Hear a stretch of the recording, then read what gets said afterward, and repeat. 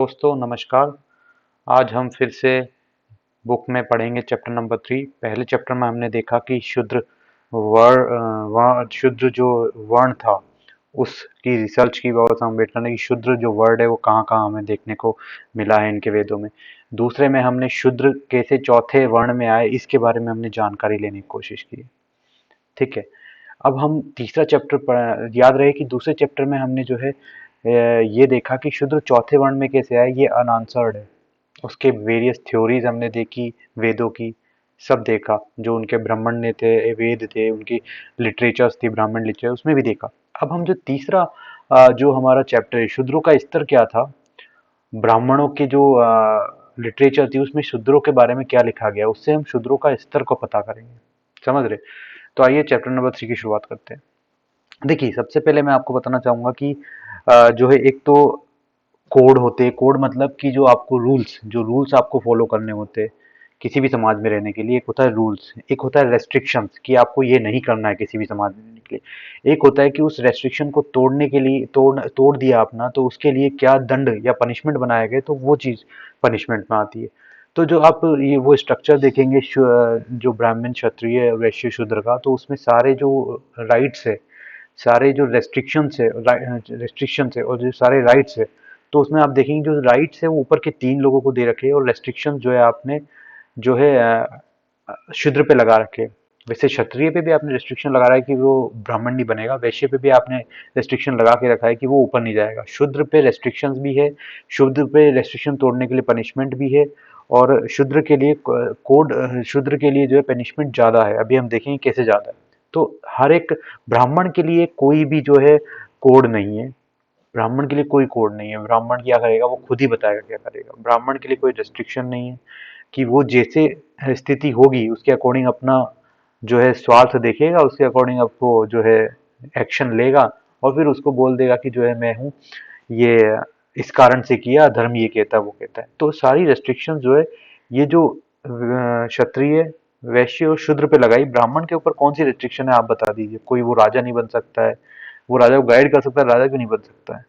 हाँ बताइए, क्या ब्राह्मण्स में क्या रिस्ट्रिक्शंस है जो ये 4 वर्ण व्यवस्था है, आप मुझे बताइए। सारे अच्छे काम उसने ले लिए, वो दान उसको देना है सबने, समझ रहे? तो उसने अपने ऊपर कोई रेस्ट्रिक्शन, बाकी के जो 3 है उस पे उसने रेस्ट्रिक्शन लगाई है। और उन तीनों पे उसने रेस्ट्रिक्शन को तोड़ने के लिए जो रेस्ट्रिक्शन लगाई है या जो कोड लिखे, जो रूल्स तोड़ने के लिए उसके पनिशमेंट भी दी है। ठीक है, तो उसके बारे में पढ़ेंगे। तो संहिताओं और ब्राह्मण्यों में शूद्र के लिए निर्धारित निर्देश, निषेध, निषेध में रिस्ट्रिक्शंस और पनिशमेंट, ये है जो ये जो 4 लिखे हुए वे, ये तो हमें साहित्य में मिला है। और ब्राह्मण्य उनकी जो किताबें लिखी होती थी उनको ब्राह्मण्य ब्राह्मण्य कहते थे, वही है। ठीक है, तो कथक संहिता में श्लोक नंबर ये इसके है। और मैत्रेयण संहिता उसका श्लोक नंबर में ये कहा है कि जिस गाय से दूध का उपयोग अग्निहोत्र में होता है उसे दुहने की आज्ञा शूद्र को न दी जाए। ठीक है, सतपथ ब्राह्मण और मैत्रमणी संहिता और पंचवर्षीय ब्राह्मण कहते हैं कि यज्ञ करते समय न तो शूद्र से बात करनी चाहिए, न ही उपस्थिति में यज्ञ ही करना चाहिए। सुतपथ ब्राह्मण ने और कथक संहिता में लिखा है कि शूद्र को सोमपान में शामिल नहीं किया जाए। ऐतरेय ब्राह्मण ने में कहा है कि पंचविश ब्राह्मण ने तो नीचता की हद पार कर दी और शूद्र दूसरे का दास है। इसने ये कहा है, इन दोनों ऐतरेय ब्राह्मण और पंचविश ब्राह्मण ने कहा है कि शूद्र दूसरे का दास है, इसके अतिरिक्त तो कुछ नहीं है। अब देखो पहला वाला, देखो पहले वाले में कहा है कि दूध का उपयोग अग्निहोत्र में हो तो उसे दूहने के लिए शूद्र को न दिया जाए। ये आपको नहीं लगता है कि ये यहाँ पे जो है अनटचेबिलिटी की प्रैक्टिस कर रहा है कि नहीं कर रहा है? कर रहा है। शूद्र ओबीसी होता है, और बता दूंगा आपको, शूद्र जो है शेड्यूल कास्ट नहीं है। शेड्यूल कास्ट जो है वो अछूत है, लेकिन ये यहाँ पे शूद्र के साथ अनटचेबिलिटी प्रैक्टिस कर रहा है। ये देखो अब चौथे में क्या कह रहा है, दूसरे का दास है। दूसरे का दास का क्या मतलब होता है? दूसरे का दास का मतलब होता है दूसरे का नौकर। नौकर मतलब ये दास और सेवक, सेवक का है, लेकिन सेवक के काम आप आज के रेफरेंस में सेवक देखो, पॉलिटिशियन सेवक है देश के। अब वो ऐसे सेवक बनने का मिले तो सबको मौका मिलना चाहिए, और यहाँ पे ऐसे सेवक बनने का, शूद्र बनने का मौका मिले, वो भी सेवक ही है, तो कौन पॉलिटिशियन बनना चाहेगा उससे पूछ लो भाई। ठीक है, तो यहाँ पे सेवक जो लिख दिया उसको मत जाइए। दास का मतलब ही is a slave, it's a kind of slavery they want to execute. ठीक है, अब जो ये कोड लिखे हैं ये जो 4 इन्होंने रेस्ट्रिक्शंस और कोड लिखे हैं, या जो यहाँ पे अभी पनिशमेंट लिखी है, ये है रेस्ट्रिक्शंस है। ये रेस्ट्रिक्शंस जो लिखे हैं इन्होंने, इसके इस रेस्ट्रिक्शन को इन्होंने पूरे समाज में प्रोपोगेट किया। और उनके जो ब्राह्मणों के साहित्यकार थे, उन्होंने भी इसको प्रोपोगेट किया अपने अपने कुल का वर्चस्व बढ़ाने के लिए। और उन्होंने फिर क्या किया, इसको प्रोपोगेट करके अपने विधि विधान, जो इनके जो ये लिखते थे साहित्यकार, जो अपने लिटरेचर लिखते थे, उसमें इनको प्रसारित किया। और उसके बाद इन्होंने कुछ कुछ लोगों ने तो अपने से ही कोड बनाए, मतलब कुछ कुछ ब्राह्मणों ने अपने से ही नए कोड बना दिए, ताकि जो शुद्र लोग हैं उनको और नीचे दिखाया जा सके, और उनपे और दंड और उनको रिस्ट्रिक्शंस ज्यादा लगाए, उनको पनिशमेंट ज्यादा दे, ताकि वो उस वर्ण से ऊपर ना उठ पाए। तो उस वो कौन से वो लिटरेचर्स है जो लोगों ने, ब्राह्मणों ने लिखे, जिससे कि शूद्रों पे और रिस्ट्रिक्शन लगे, वो हम बात करते हैं। हाँ, तो उनमें सबसे पहले आता है आप स्तंभ धर्मसूत्र का। ठीक है, ये कहता है कि ब्राह्मण क्षत्रिय वैश्य शूद्र 4 जातियां, और इनका क्रम जो है वो सब हम जानते हैं, वही है। ठीक है, और शूद्र और पतित, पतित मतलब क्राइम करने वालों को छोड़कर सभी जातियों में उपनयन, वेदों का अध्ययन और यज्ञ करने का अधिकार है। ठीक है, शूद्र को, और शूद्र मतलब इक्विवेलेंट है क्राइम करने वाले की, यहाँ पे इन्होंने कह दिया है। ठीक है, अब वशिष्ठ धर्मगुप्त ने क्या कहा, उन्होंने कहा कि 4 वर्ण है, जो ये है। ठीक है, 3 जातियां, देखो 3 जातियां कौन थी, ब्राह्मण क्षत्रिय वैश्य, ये द्विज है। द्विज मतलब पहला जन्म इनका कहाँ से होता है, माँ की योनि से। दूसरा कहाँ होता है, उपनयन संस्कार। उपनयन संस्कार के बाद इनकी माता कौन होती है, माता उनकी सावित्री, और शिक्षक कौन होता है, गुरु। जो शिक्षक गुरु होता है वो कौन होता है इनका, वो कौन हो जाता है, वो पिता हो जाता है। माता इनकी सावित्री हो जाती है, पिता इनके जो है गुरु हो जाते हैं। अब जो है शिक्षक वेदों की शिक्षा देता है, अतः पिता माना जाता है। चारों जातियां जन्म और संस्कार के आधार पर भिन्न है। देखो यहाँ पे कह रहा है चारों जातियां जन्म और आधार के आधार पर भिन्न है। तो जाति का आधार क्या है, जन्म और संस्कार। संस्कार मतलब उपनयन संस्कार। ठीक है, तो वेदों में कहा गया है कि ब्राह्मण मुख से, क्षत्रिय भाव से, वैश्य जाओ, शूद्र पैरों से हुआ है। ये हर जगह लिख रहे हैं। ठीक है, वेदों में यह भी प्रावधान है कि शूद्र उपनयन का अधिकारी नहीं है, क्योंकि ब्राह्मण गायत्री छंद के साथ, क्षत्रिय तिंदुष छंद के साथ और वैश्य जाप्ती छंद के साथ पैदा हुआ है, और किंतु शूद्र के साथ किसी छंद का जन्म नहीं हुआ। समझ रहे हो, तो इसलिए उसको जो है किसी छंद का जन्म नहीं हुआ। तो यहाँ पे इन्होंने जस्टिफिकेशन दे दिया, हम अच्छे अच्छे छंदों से पैदा हो गए, तुम पैरों से पैदा हुआ, पैरों के बराबर कोई छंद नहीं है, तो तुमको जो है उपनयन संस्कार नहीं करेंगे। ये उन्होंने जस्टिफिकेशन दे दिया, और अब तुम्हारे साथ हम और भी प्रताड़ना करेंगे, रेस्ट्रिक्शन लगाएंगे, और रेस्ट्रिक्शन को तोड़ने के लिए जो है पनिशमेंट लगाएंगे। ठीक है, अब मनुस्मृति का क्या कहते हैं, मनुस्मृति में देखते हैं। सृष्टा ने अपने मुख और बाहु वही रिपीट कर रहे, कहाँ से कौन हुआ। ठीक है, उसके बाद ब्राह्मण क्षत्रिय वैश्य द्विज है, जबकि शूद्र केवल एक ही जन्म लेता है, वही बात है। ठीक है, तो इन्होंने जो है वही चीज मनुस्मृति में भी इसी प्रकार से लिखी हुई है। अब आप स्तंभ धर्मसूत्र में क्या गया है, कोई भी त्रिवेणिक शमशान में अथवा शमशान के एक समय से दूरी के स्थान पर वेद पठन न करे। त्रिवेणिक मतलब ब्राह्मण क्षत्रिय और वैश्य। ठीक है, यदि शमशान पर बस गांव बस गया है, अथवा उस पर खेती प्रारंभ हुई, तो वहां वेद पठन वर्जित नहीं है। यदि गांव बस गया है शमशान पे, तो उस पर किया जाए, तो वहां पे वेद पठन किया जा सकता है। यदि शमशान के नाम से प्रसिद्ध है, तो वेद पठन के लिए वर्जित स्थान है। यदि कोई भी स्थान किसी शमशान की लोकेलिटी के नाम से फेमस, तो वहाँ वेद पठन नहीं किया जाएगा। अब यहाँ के शूद्र और पति शमशान में शामिल है। शूद्र जहाँ पे होगा वहां पे भी वेद पठन नहीं होगा। पतित मतलब क्रिमिनल जहाँ पे होगा वो भी नहीं होगा। और शमशान, शमशान मतलब ये जो तीनों लिखे हैं ना ऊपर, शमशान इसने ये शुद्र है, इसको हटा के शुद्र लिखो। यदि शूद्र गांव में बसा है तो नहीं पढ़ सकता। यदि स्थान शूद्रों के नाम से फेमस है, तो वेद पठन नहीं कर सकता। तो ये जो लाइन है उसको इंटरप्रेट करके ऊपर वाली जो 3 लाइन है उसको पढ़ो, तो आपको समझ में आएगा कि कैसे उनकी मानसिकता है। ठीक है, कुछ विद्वानों का मत यह भी है कि शूद्र और पति जिस घर में रहते हैं वहां वेद पठन निषेध है। यदि वेद पठन करने के समय वेद पाठी शूद्र स्त्री को देख भर ले, तो तुरंत वेद पठन बंद कर दे। किसी द्विज द्वारा अशोच की स्थिति में दिया गया भोजन यद्यपि अपवित्र हो जाता है, तद्यपि वे खाया जाता है। मतलब कोई द्विज, द्विज मतलब समझ लो ऊपर के 3 वर्ण, यदि सुबह जो है बिना फ्रेश हुए और बिना जो है अपने अंदर का मलबा निकाले आपको भोजन दे देता है, तो वो जो है अपवित्र है। लेकिन उस पवित्र को अपवित्र जो है उस खाने को खाया जा सकता है। अब नीचे देखो, शुद्ध द्वारा दिया गया भोजन भले ही अनुच्छाओ ही क्यों ना हो। अनछुआ, अनछुआ मतलब उसने छुआ भी नहीं है, लेकिन वो आपको कह भी दे रहा है कि ये आपके लिए रखा है मैंने। मतलब किसी और ने उसको दिया, मान लो राजा ने दिया उसे खाने के लिए, और मान लो उसने छुआ नहीं है, उसने ब्राह्मण को देखा तो ब्राह्मण को बोला कि भाई ये खा लीजिए आप, मैंने छुआ भी नहीं, तो लेकिन उसको खाने योग्य नहीं बताया। और यहाँ पे ऊपर देख लो कैसी हालत, कि ये शुद्र होगी, ठीक है। ऊपर क्या कह रहा है, यदि सोच भी नहीं की है तो वो भी अपवित्र है, अपवित्र लेकिन उसे खाया जाता है, ठीक है। आगे देखो, यदि शूद्र किसी भोजन करने वाले का स्पर्श कर ले तो उस भोजन वाले को भोजन छोड़ देना चाहिए, समझ रहे हो। ये क्या है, यदि आप खाना खा रहे हो, शूद्र आपको टच कर, कौन सी भाई, ये कौन सी अनटचेबिलिटी प्रैक्टिस कर रहे हैं। अब विष्णु स्मृति का कथन क्या है, द्विज के शव को शूद्र न ले जाए, भले ही मृतक शूद्र का संबंधी ही क्यों न हो। यदि द्विज के माता, यदि मान लो कोई द्विज है, ठीक है, और उसका बेटा मान लो द्विज नहीं है, द्विज नहीं है मतलब क्या है कि उसका बेटा मान लो कि शूद्र है, ठीक है। तो वो शूद्र, यदि बेटा शूद्र है तो उसके माता पिता को वो कंधा नहीं देगा, मतलब उसके माता पिता के अंतिम मुख देखने के लिए भी उसको जो है रोका जा सकता है इनके कोड ऑफ कंडक्ट से, ठीक है। अब ये कहता है वशिष्ठ धर्मसुख, क्या कहता है, अब हम ये निश्चय करेंगे कि क्या मक्ष्य है क्या सॉरी, क्या भक्ष्य है क्या अभक्ष्य है। भिक्षय, शिकारी, व्यभिचारिणी स्त्री, मतलब जो व्यभिचारिणी स्त्री मतलब जो पराये इंसान के साथ संबंध रखती है, और भदाचारी, चोर, अभिषिक्त, नपुंसक अथवा पतित, पतित मतलब क्रिमिनल के द्वारा दिया गया भोजन अभक्ष्य है, ठीक है। ये इन्होंने कहा है।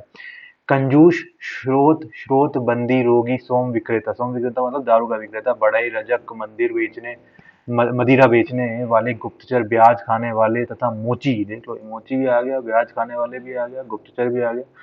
तो उनके द्वारा दिया गया जो भोजन है वो खाने के योग्य नहीं होता, ये भी कहा है। शूद्र का भोजन भी नहीं खाना चाहिए। कुछ विद्वान कहते हैं कि शूद्र शमशान व्रत है, अतः उसकी उपस्थिति में वेद पठन न किया जाए। तो वही ना, शुद्ध शमशान व्रत है, कहा था ना, शुद्ध शमशान की तुलना शुद्र से कर दी। ये विद्वान यम के निम्नांकित वाक्यों को उल्लेख करते हैं। शूद्रों की शूद्रों की दुष्ट जाति शमशान के तुल्य है, उनके सम्मुख वेद नहीं पढ़ना चाहिए। तो देख लो, शमशान का है शूद्र, शूद्र मतलब शेड्यूल कास्ट नहीं, ओबीसी हो, ठीक है। कुछ शूद्र विद्या अभ्यास एवं तपस्या के बल पर दान ग्रहण करने के अधिकारी बन जाते वे है, फिर भी वह ब्राह्मण जिसके उदर में शूद्र के अन्न का एक भी कण नहीं है, उस शूद्र से श्रेष्ठ है, समझ रहे हो, ठीक है। यदि कोई ब्राह्मण शूद्र का भोजन खाकर मर जाए तो वह या तो उस शूद्र परिवार में जन्म लेगा या गांव में शूअर बनेगा। यदि कोई ब्राह्मण शूद्र के अन्न से पलता है तो वह नित्य वेद पठन, यक्ष और पूजा अर्चना करने पर भी स्वर्ग का मार्ग नहीं पा सकेगा। अब देखो, ब्राह्मण शूद्र का खाया हुआ ब्राह्मण क्या है, उसको जो है, उसको शूद्र, यदि किसी ब्राह्मण ने जो है इस अनटचेबिलिटी को दूर भी करना चाहा तो ब्राह्मणों पे भी रेस्ट्रिक्शन लगा दिए, ये लो। मतलब जो जो उसको दिख रहा है कि ये गलत हो रहा है, उस गलत का विरोध यदि कोई ब्राह्मण भी करेगा तो उसको भी वो जात बार कर रहा है। ब्राह्मण यदि शूद्र का भोजन खाकर सजातीय पत्नी से सहवास करे तो उससे जनित पुत्र अन्नदाता शूद्र के परिवार के माने जाएंगे और वह स्वर्ग लाभ से वंचित रहेगा। यदि आपने शूद्र का खाना खा लिया और अपनी पत्नी के साथ जो है आपने बच्चा भी पैदा कर लिया, उस तो वो जो आपका बच्चा है वो उस जो दिए जिस शूद्र ने आपको अन्न दान दिया है उसके परिवार में डाल देंगे वो, समझ रहे हो। तो ये इसके कोड्स है। मतलब ब्राह्मण में भी किसी के अंदर चेतना जागी, समाज को अच्छा करना चाहे तो वो भी नहीं कर सकता इस कारण से, क्योंकि ये सब लिखा हुआ है, ठीक है। मनुस्मृति में कहा गया है कि जब तक ब्राह्मण जब तक ब्राह्मण ने तो शूद्र की राजधानी में रहे, ब्राह्मण या तो शूद्र की राजधानी में भी नहीं रहे, ना ही ऐसे स्थान पर जहाँ दुष्ट लोग रहते हैं, वे नीच और निम्न जाति लोगों के बीच में निवास न करे। जो ब्राह्मण शूद्र के यज्ञ करता है वह अन्य ब्राह्मणों के साथ श्राद्ध भोजन आमंत्रित नहीं किया जाए, क्योंकि इसके श्राद्ध क्रम द्वारा उपार्जित पुण्य का क्षय होता है।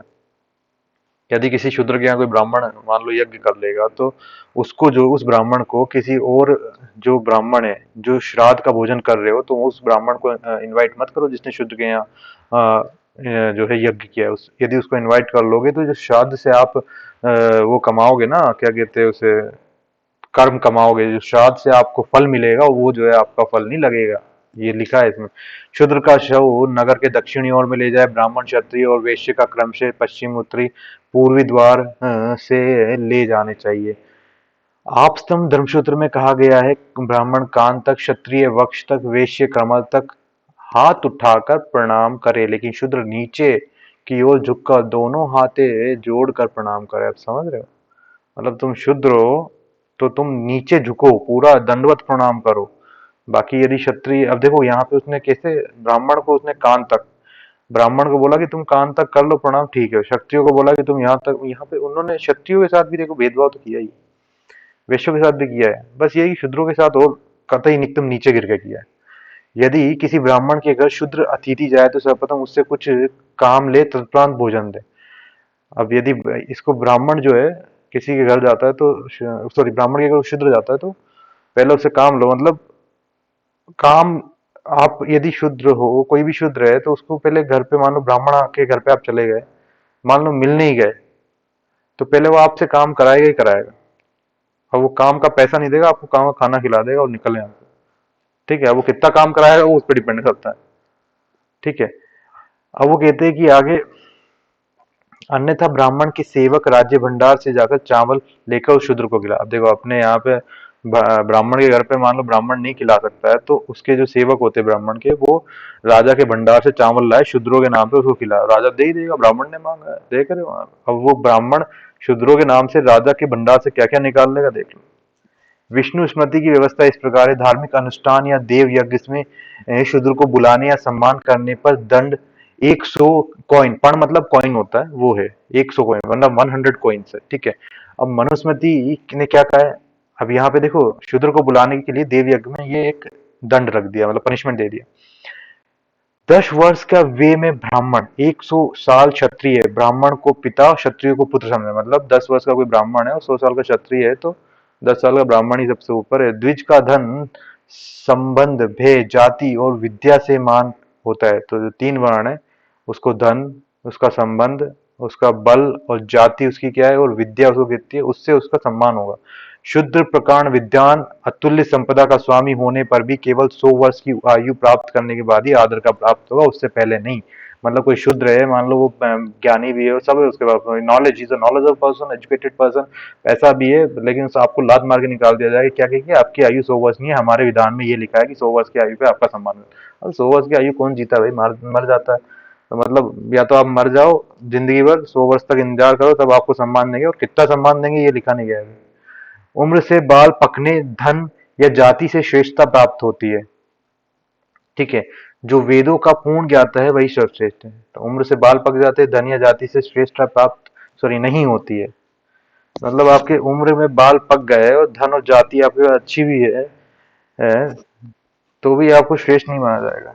ठीक है। तो ब्राह्मण का सम्मान विद्या, क्षत्रिय का सम्मान शौर्य, वैश्य का सम्मान धन संपदा, लेकिन शूद्र का सम्मान वे वे मतलब आयु प्राप्त होने पर होता है। केश धवल हो जाने, मतलब केश साफ जो अपने सफेद है हो जाने पर कोई वे प्राप्त नहीं माना जाता। मतलब कोई शूद्र यदि मान लो क्लेम भी करे कि मेरी आयु 100 वर्ष हो चुकी है, देखो मेरे बाल सफेद है, तो उसको मानेंगे नहीं। मतलब आप 100 साल भी जी लोगे तो भी आपको कोई वो नहीं है, मतलब कि आपको मिल जाएगा सब कुछ, समझ रहे हो। तो ये देख लो आपके साथ क्या हुआ है। ओबीसी, और ये शुद्र ओबीसी है, जैसे बता दूं, ये शेड्यूल कास्ट नहीं है। ब्राह्मण के घर कोई क्षत्रिय, वैश्य और शुद्ध अतिथि या मित्र नहीं हो सकता। मतलब ये वो नीचे के 3 मित्र नहीं हो सकते। ब्राह्मण के घर केवल ब्राह्मण ही अतिथि हो सकता है। ठीक है। यदि अतिथि किसी ब्राह्मण के कोई माना जाएगा तो ब्राह्मण, और ये तीनों तो नहीं माने जाएंगे। यदि कोई क्षत्रिय ब्राह्मण के अतिथि बने तो ब्राह्मण स्वयं भोजन करने के उपरांत उसे भोजन कराए। ठीक है। यदि मान लो क्षत्रिय ब्राह्मण के अगर अतिथि भी जाता है,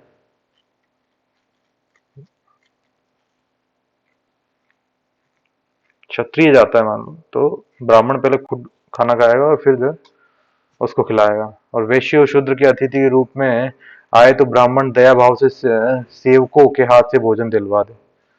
अब वैश्य और शूद्रों को यहाँ पे जो है उसने बता दिया कि तुम्हारी औकात क्या है। ठीक है।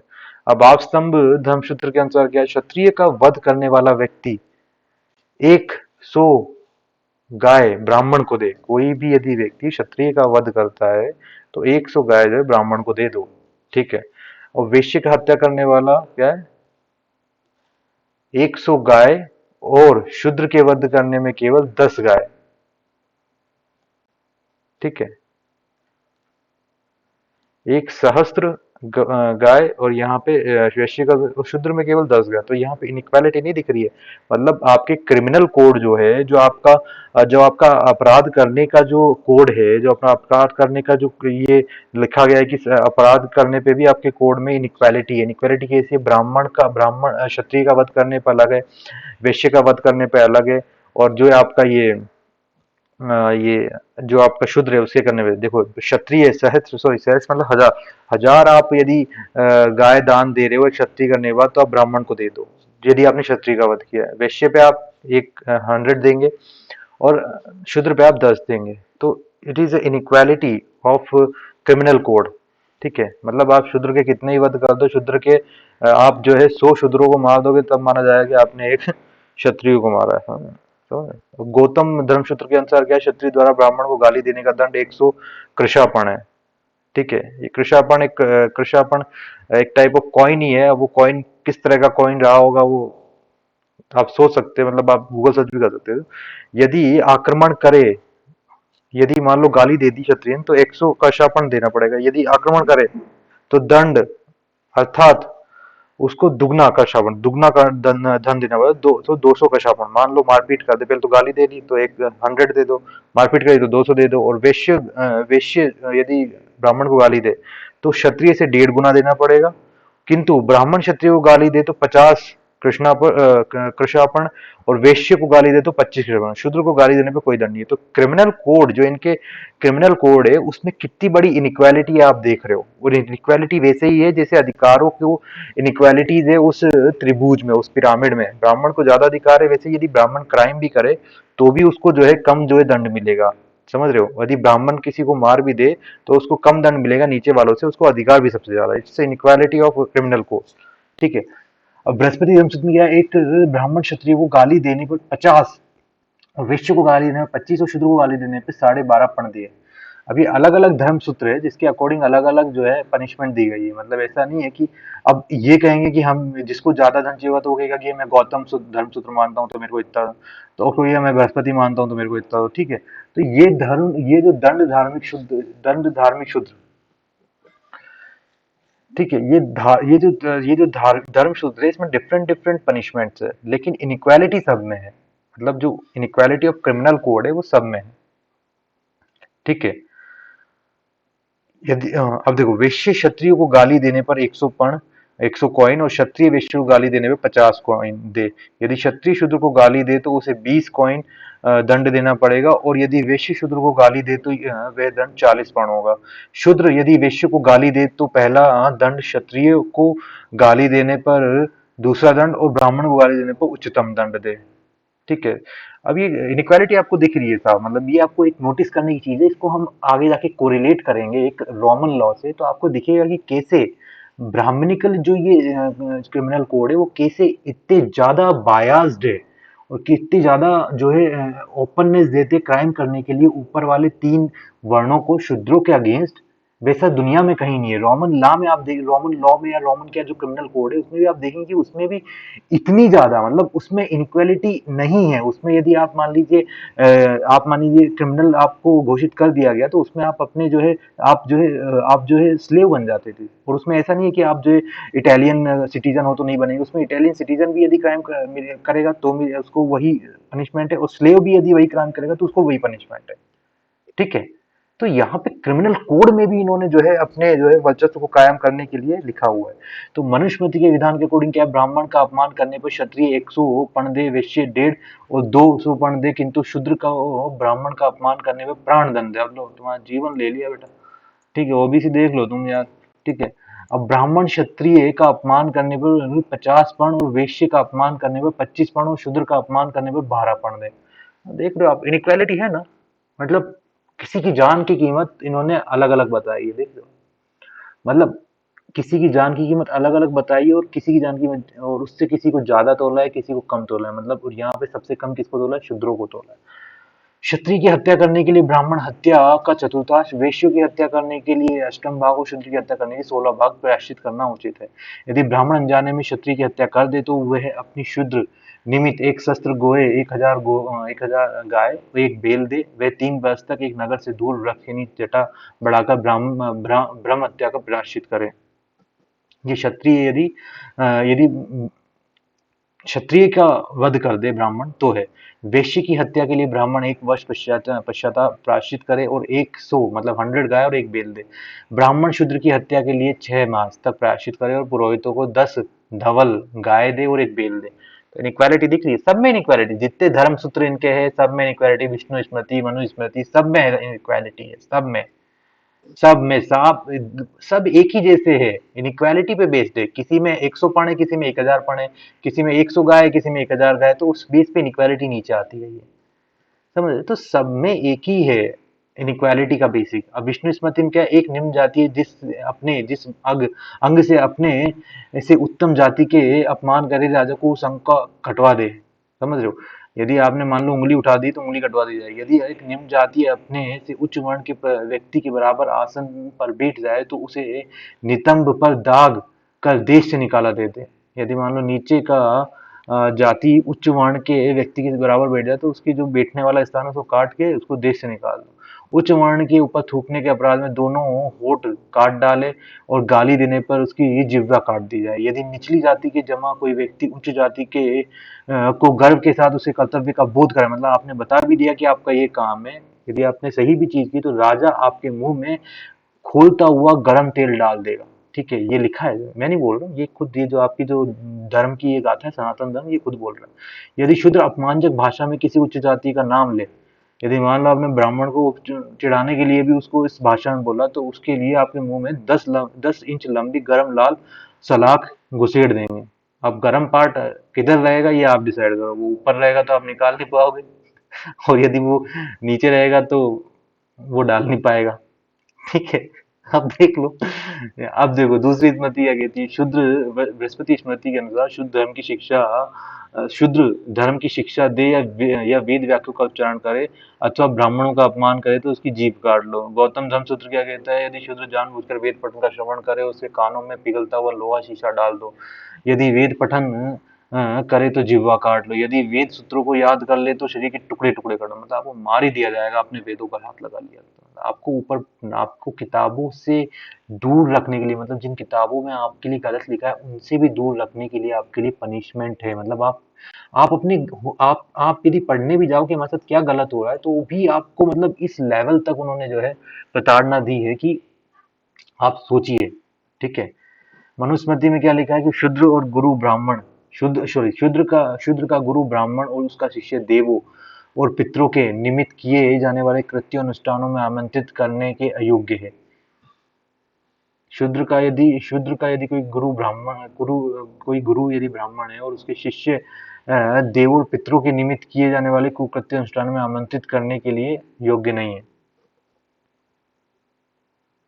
मतलब यदि शूद्र है उसका गुरु ब्राह्मण है तो वो ब्राह्मण और उसके शिष्य यदि कोई भी यज्ञ किया जाए तो उसमें नहीं बुलाया जाए। कोई भी शूद्र को धर्म की शिक्षा या यज्ञ से बचा भोजन या घी ही उसे दे, मतलब बचा हुआ जो होता है वो मिलेगा तुम्हें शूद्रो। यदि कोई शूद्र को वेद का सार न समझाए, किसी भी शूद्र को वेद का सार नहीं समझा, ऐसा करने पर शूद्र के साथ ही असंवृत नरक में गिरता है। कोई भी शूद्र की उपस्थिति में रात्रि के अंतिम पैर में वेद का पठन न करे। ठीक है, अब मनुस्मृति में व्यवस्था दी गई है, संतुलित मस्तिष्क ब्राह्मण शूद्र की संपत्ति पर अधिकार कर सकता है क्योंकि शूद्र का अपना कहने को कुछ भी नहीं है, उसके पास जो भी है उसके स्वामी द्वारा छीन लिया जाए। ये मनुस्मृति में व्यवस्था दी गई है। योग्य होने पर शुद्ध संपत्ति का संचय मतलब इकट्ठा ना करे क्योंकि ऐसा करने पर ब्राह्मण को ठेस पहुंचती है। लो भाई, ठीक है, जो जन्म से ब्राह्मण है अथवा अपने को ब्राह्मण कहता है राजा को धर्म की शिक्षा दे सकता है लेकिन शूद्र कोई अधिकार नहीं है। अब देख लो, जो जन्म से ब्राह्मण है अथवा अपने को ब्राह्मण कहता है वो राजा के धर्म की शिक्षा दे सकता है लेकिन शूद्र कोई अधिकार नहीं है। अब इसका क्या मतलब है भाई, शूद्र को तो तुमने कौन सा अधिकार दे रखे जो तुम उसको राजा को शिक्षा देने, तुमने उसको मतलब वेद पठन करने के लिए मना कर रखा है तो तुम उसको राजा को पास कैसे ही पहुंचने दोगे? तो इसलिए तुमने रूल बनाया। तो जिस राज्य में अधिकांश शूद्र रहते हैं, नास्तिक प्रशासन चलाते तथा द्विजों का मूलोच्छेद हो गया है, वे शीघ्र ही अकाल और महामारी में नष्ट हो जाए। मतलब जहाँ पे हमें जो है दान दक्षिणा ये वाला सिस्टम नहीं है जो हम मानते, तो उसका नाश हो जाएगा, ऐसी हम कामना, ये लिखा है उन्होंने। ठीक है, चलो बढ़िया भाई, लिखा है तो। अब आप स्तंभ धर्मसूत्र में क्या लिखा है, विधि सम्मत नियमों का पालन करने वाला ब्राह्मण, ब्राह्मण के चरण धोकर जीवित जीवन व्यतीत करने वाला शूद्र, अंधा, गूंगा, बहरा, रोगी, कर मुक्त है। कर मुक्त मतलब टैक्स से मुक्त है। मतलब आप मेरे पैरों की जो है धोए धोए हुए पानी को मस्त पियो, मैं तुम्हें टैक्स से फ्री करवा दूंगा और मेरी सेवा करो। मतलब तुम मेरे स्लेव बन जाओ, जो आज्ञा मैं दूं वो करते जाओ। ठीक है। शूद्र का धर्म अन्य तीन जातियों की सेवा करना है। देख लो भाई, ये लिखा है, मैं नहीं कह रहा हूँ, ये लिखा है। शूद्र ऊंची जात की जितनी सेवा करता है उतना ही पुण्य है। तो भाई ऊंची जातों की सेवा करो। ब्राह्मण जो है उसके मंदिर में जो है उसके चरण जो है आपको पीने चाहिए, जिससे कि आपको क्या है, टैक्स से मुक्ति मिलेगी। अब देख लो भाई, आपका सिलेंडर कितना महंगा हो रहा है वो आप देख लो, उससे मुक्ति पानी है तो ब्राह्मणों के जो चरण धो के पानी पी लो, पता नहीं मिल जाए कहीं। मनुस्मृति में क्या कहा गया है, सृष्टि सृजन के लिए सृष्टा ने अपने मुख से ब्राह्मण भाजुओं से क्षत्रिय और वैश्यों को वैश्यों और पैरों से शूद्र की उत्पत्ति की है। षष्ठी पालन के निमित्त उसने इसके कार्य का भी अलग अलग तय किया है। ठीक है। ये तो हम पढ़ते ही आए कि कहाँ कहाँ से, ये तो इन्होंने इतना लिखा है कि अब क्या ही बोले। ब्राह्मण का काम वेदों की शिक्षा देना, वेदाध्ययन, यज्ञ कराना, दूसरों से यज्ञ कराना, दान लेना और देना है। देते कभी नहीं है, लिखा है लेकिन देते कभी नहीं है। क्षत्रियों का काम रक्षा करना, दान देना, यज्ञ करना, वेद अध्ययन करना और संसार में से विरक्त रहना। मतलब संसार से विरक्त रहना मतलब संसार को नहीं देखना। संसार को नहीं देखना मतलब संसार में कुछ गलत भी हो रहा है तो उसको मत देखो, आप बस रक्षा करो। रक्षा किसकी करनी, प्रजा की। और कौन बताएगा कि प्रजा खतरे में, वो हम बताएंगे। राजा को विरक्त रहना है। राजा को विरक्त मतलब राजा को नहीं देखना है दुनिया की तरफ, जो ब्राह्मण कहेगा वही करना है। यदि ऐसा होता कि संसार से विरक्त रहना, संसार में सभी आ जाता है भाई, उसमें फैमिली भी आती है, उसमें प्रजा भी आती है, तो ये विरक्त क्षत्रिय रहे जिसको रक्षा करनी है। मतलब वो ना देखे कि राज्य के चारों ओर शत्रु है या नहीं है, राज्य के अंदर शत्रु है या नहीं है, वो नहीं रहे, वो संसार से विरक्त रहे। अब ये कहेगी संसार से, यदि भौतिक सुखों से विरक्त रहे, भौतिक सुखों से विरक्त रहे तो भौतिक सुख में भी बहुत कुछ आता है कि वो अपनी जो है भौतिक सुख में जो है फैमिली भी आता है। ठीक है, भौतिक सुखों से फिर भी जो है कहा जा सकता है, लेकिन संसार में तो सभी आ जाते हैं। भौतिक सांसारिक सुख और प्रजा की रक्षा करने का जो कर्तव्य है वो भी संसार में ही आता है। तो मतलब राजा को भी भटकाया इन्होंने। वैश्यों का काम पशुपालन, दान देना, यज्ञ करना और वेधन व्यापार करना, ब्याज कमाना, कृषि करना है। दान सभी देते हैं। देखो ये लेता कौन है इनमें से, बस एक। देना इसको भी है लेकिन देता किसको है, जीरो, किसी को नहीं। ठीक है। विधाता ने शूद्र का काम निष्ठापूर्ण अन्य जातियों की सेवा करना निश्चित किया। चलो शूद्र तुम्हारा काम जो है निष्ठापूर्वक मतलब बिना किसी सवाल जवाब के अन्य जातियों की सेवा करना निश्चित किया है। अब देगा, अब आपकी स्त्रियों पे बात आएगी। शूद्रों की स्त्रियों के बारे में क्या कहा है, आप स्तंभ ने। शूद्र स्त्री से वे विचार मतलब जो वे विचार मतलब गलत मतलब पराये पराये मेल के साथ संबंध रखना करने वाले द्विज को देश से निष्कासित किया जाए, और द्विज स्त्री से व्यभिचार करने वाले शूद्र को प्राणदंड दिया। तो यहाँ पे क्रिमिनल कोड में देख लो, तुम्हारी पत्नी के साथ मतलब शूद्रों की पत्नी के साथ जो है कोई भी व्यक्ति यदि संबंध रखे तो उसको बस देश निकाला दे दिया जाएगा, और द्विज की स्त्री के साथ यदि कोई करे तो उसको क्या किया जाएगा, प्राण दंड दिया जाएगा। किसी आर्य स्त्री से संभोग करने पर शूद्र का लिंग काट दिया जाए तथा उसकी संपत्ति जब्त कर ली जाए। स्त्री का संरक्षक न होने पर उसे उपयुक्त दंड के साथ मृत्यु दंड दे दिया जाए। ठीक है। यदि स्त्री का संरक्षक कोई भी ना हो, मतलब यदि स्त्री का संरक्षक कौन होता है, कस्टोडियन। कस्टोडियन मतलब मान लीजिए हस्बैंड नहीं है या फादर नहीं है, मदर नहीं है, तो उस स्त्री को भी मार दो और इसका लिंग काट दो, इसकी संपत्ति जब्त कर लो। ठीक है। मनुस्मृति क्या कहती है, ब्राह्मण कन्या से प्रेम करने वाले शूद्र को प्राण दंड दे। शूद्र से प्रेम करने या संबंध स्थापित करने वाली द्विज स्त्री शूद्रत्व को प्राप्त हो जाती है, साथ ही अपनी संपत्ति से वर्जित रहे। द्विज सजातीय स्त्री से विवाह करे, काम भोग के लिए शूद्र स्थिति का उपयोग करे, यह उचित है। ये देखो, मतलब आपको ये जो ऊपर के तीन वर्ण है इनको काम योग, काम योग क्या होता है, सेक्स की कामना, सेक्स की कामना के लिए शुद्ध स्थिति का उपयोग करे। अब ये देख लो कितना बड़ा इनजस्टिस है, उपयोग करे, शूद्र की स्थिति का उपयोग करे, यह उचित है। ये इनजस्टिस है। आपकी आपकी कोई यदि द्विज स्त्री से कोई कर रहा है तो उसको आप प्राण दंड दे रहे हो, और आप मतलब एक ऐसी आप नीचे वालों को उस तरह से मजबूर कर रहे हो रहने के लिए कि आपकी स्त्री के साथ कोई गलत भी कर रहा है तो हम उसको जो है उचित ठहरा रहे हैं। देख लो, शूद्र स्थिति केवल शूद्र की ही पत्नी हो सकती है। शूद्र स्थिति और वैश्य कुल की स्थिति वैश्य की ही वैध पत्नियां हैं। ठीक है। शूद्र की स्त्री केवल शूद्र की पत्नी हो सकती है। शूद्र स्थिति और वैश्य कुल की स्थिति वैश्य की वैध पत्नियां हैं। क्षत्रिय अपने वर्ण की पत्नी के साथ वैश्य और शूद्र रख सकता है। ठीक है, ब्राह्मण अपने वर्ण की पत्नी के अतिरिक्त तीनों वर्णों की पत्नियां रखने का अधिकारी है। देख लो भाई, मतलब वैश्य वैश्य में शादी करे, शूद्र शूद्र में शादी करे। सॉरी, वैश्य जो शूद्र है वो शूद्र में शादी कर सकता है। जो वैश्य है वो जो है शूद्र स्थिति को पत्नी बना सकता है, और वैश्य स्त्री को भी पत्नी बना सकता है। क्षत्रिय अपनी वर्ण की पत्नी के साथ साथ वैश्य और शूद्र की पत्नियां रख सकता है, और ब्राह्मण अपने वर्ण की पत्नियां तीनों वर्ण की पत्नियां रख सकता है। किसी ब्राह्मण ने दीनता की अवस्था में शूद्र की पत्नी रखी हो तो ऐसा ऐसा हमें इतिहास में कभी उपलब्ध नहीं हुआ है। ये खुद बोल रहे हैं कि हमने कभी शूद्र की स्त्री को पत्नी नहीं रखा है, लेकिन हम ये जरूर कहते हैं कि काम योग के लिए शूद्र स्त्री का उपयोग करो, उसे उचित जरूर कहेंगे। ठीक, देख लो भाई, भाई तुम्हें वो चीज यदि इससे मिल रही है, सेक्स करना है तुम्हें इससे मिल रहा है, तो फिर तुम ये क्यों करोगे? बेवकूफ समझा है क्या हमको? हैं? ये बेवकूफ समझा है क्या हमें? जब तुम ये कर रहे हो ऊपर, काम योग के लिए शुद्ध स्त्री का उपयोग करे वह उचित है, तो ये घंटा करोगे तुम? शादी करोगे तुम? शादी करनी होती तो तुम ये लिखते? नहीं लिखते ना। बेवकूफ बना रहे हो तुम। कोई भी द्विज स्त्री से संतान उत्पन्न होने पर कोई भी द्विज शुद्ध स्त्री से संतान उत्पन्न करने पर सपरिवार शुद्रत्व को प्राप्त होता है। शुद्ध स्त्री से सहवास करने पर ब्राह्मण अपने स्थान से पतित हो जाता है।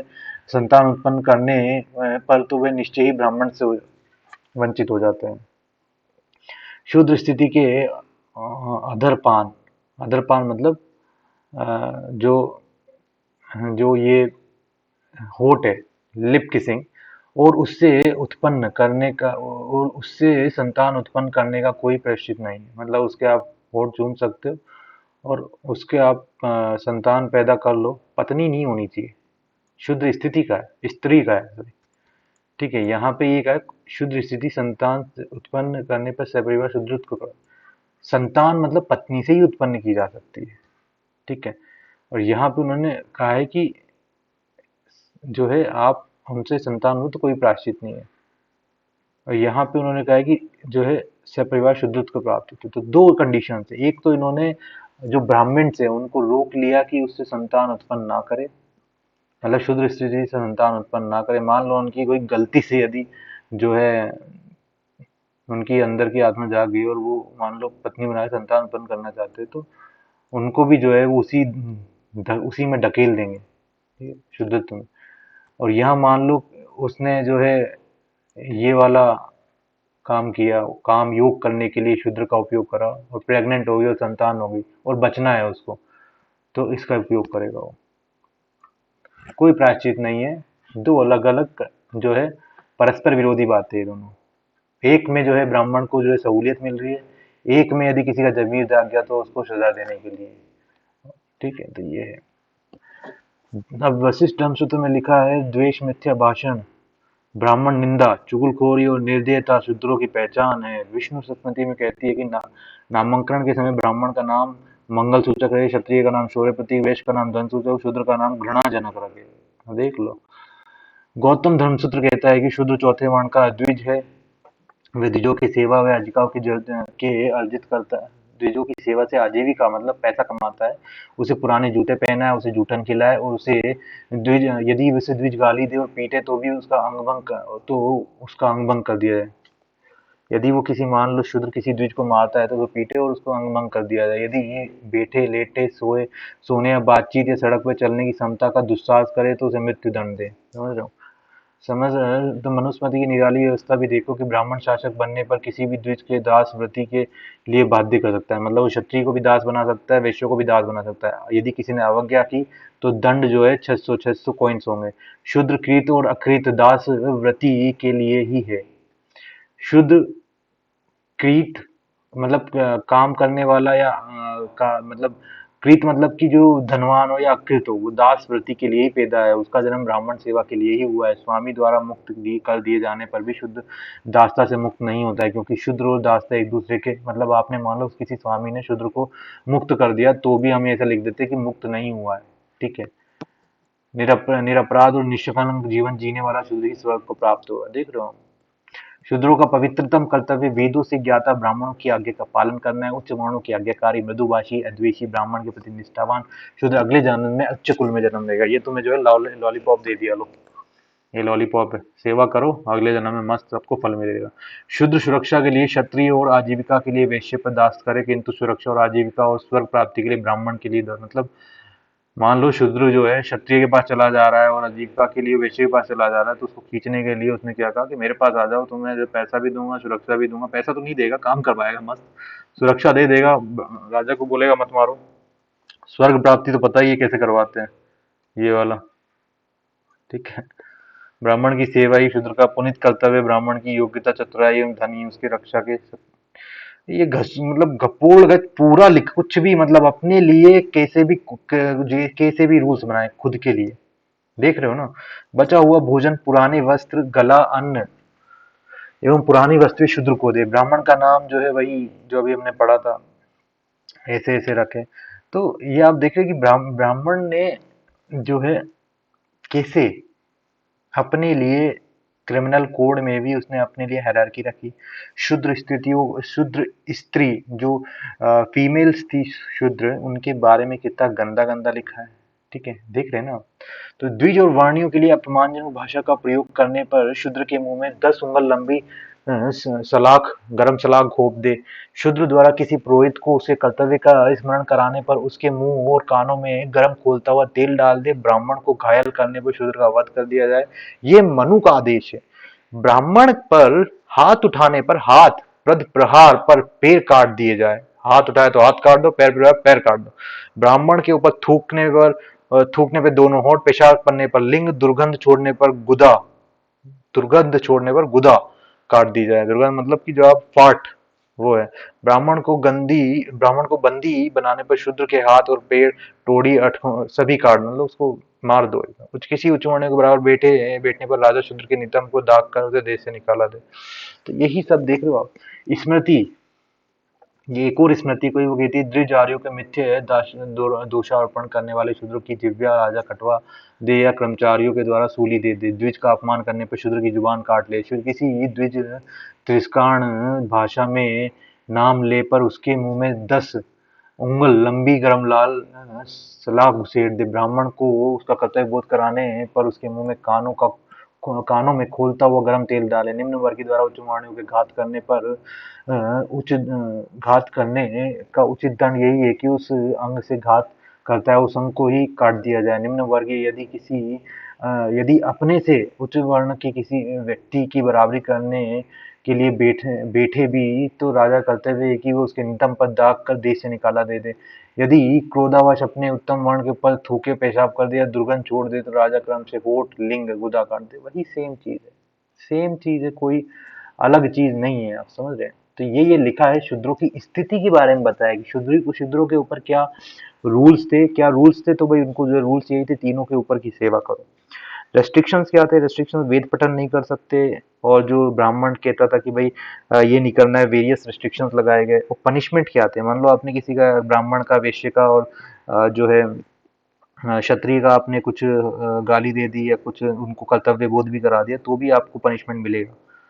ठीक है, मतलब वो नहीं कराना है आपको, आपको कुछ बोलना ही नहीं है। You are not eligible to talk, ये बात है। समझ गए?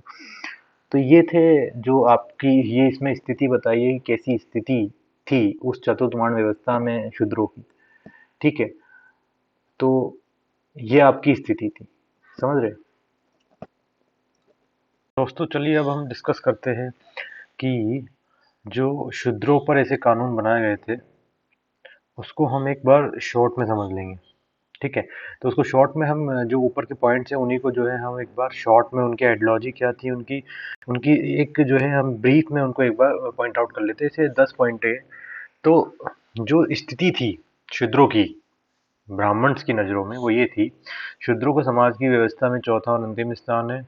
शूद्र अपार थे, उसकी उपस्थिति में या उसके सुनने तक की सीमा में कोई भी धर्म, अनुष्ठान या कृत्य नहीं किया जा सकता। शूद्र अन्य 3 वर्णों की भांति सम्मानित नहीं है। शूद्र के जीवन का कोई मूल्य नहीं है, उसकी कोई भी हत्या कर सकता है, उसकी हत्या का दंड या प्रायश्चित नहीं होगा, यदि दंड देना भी पड़े तो नगण्य है। शूद्र ज्ञान अर्जित नहीं कर सकता, उसको शिक्षा देना पाप है, अपराध है। शूद्र को संपत्ति संचय का अधिकार नहीं है, यदि वह ऐसा करता है तो ब्राह्मण उसकी संपत्ति का हरण का पूरा हक रखता है।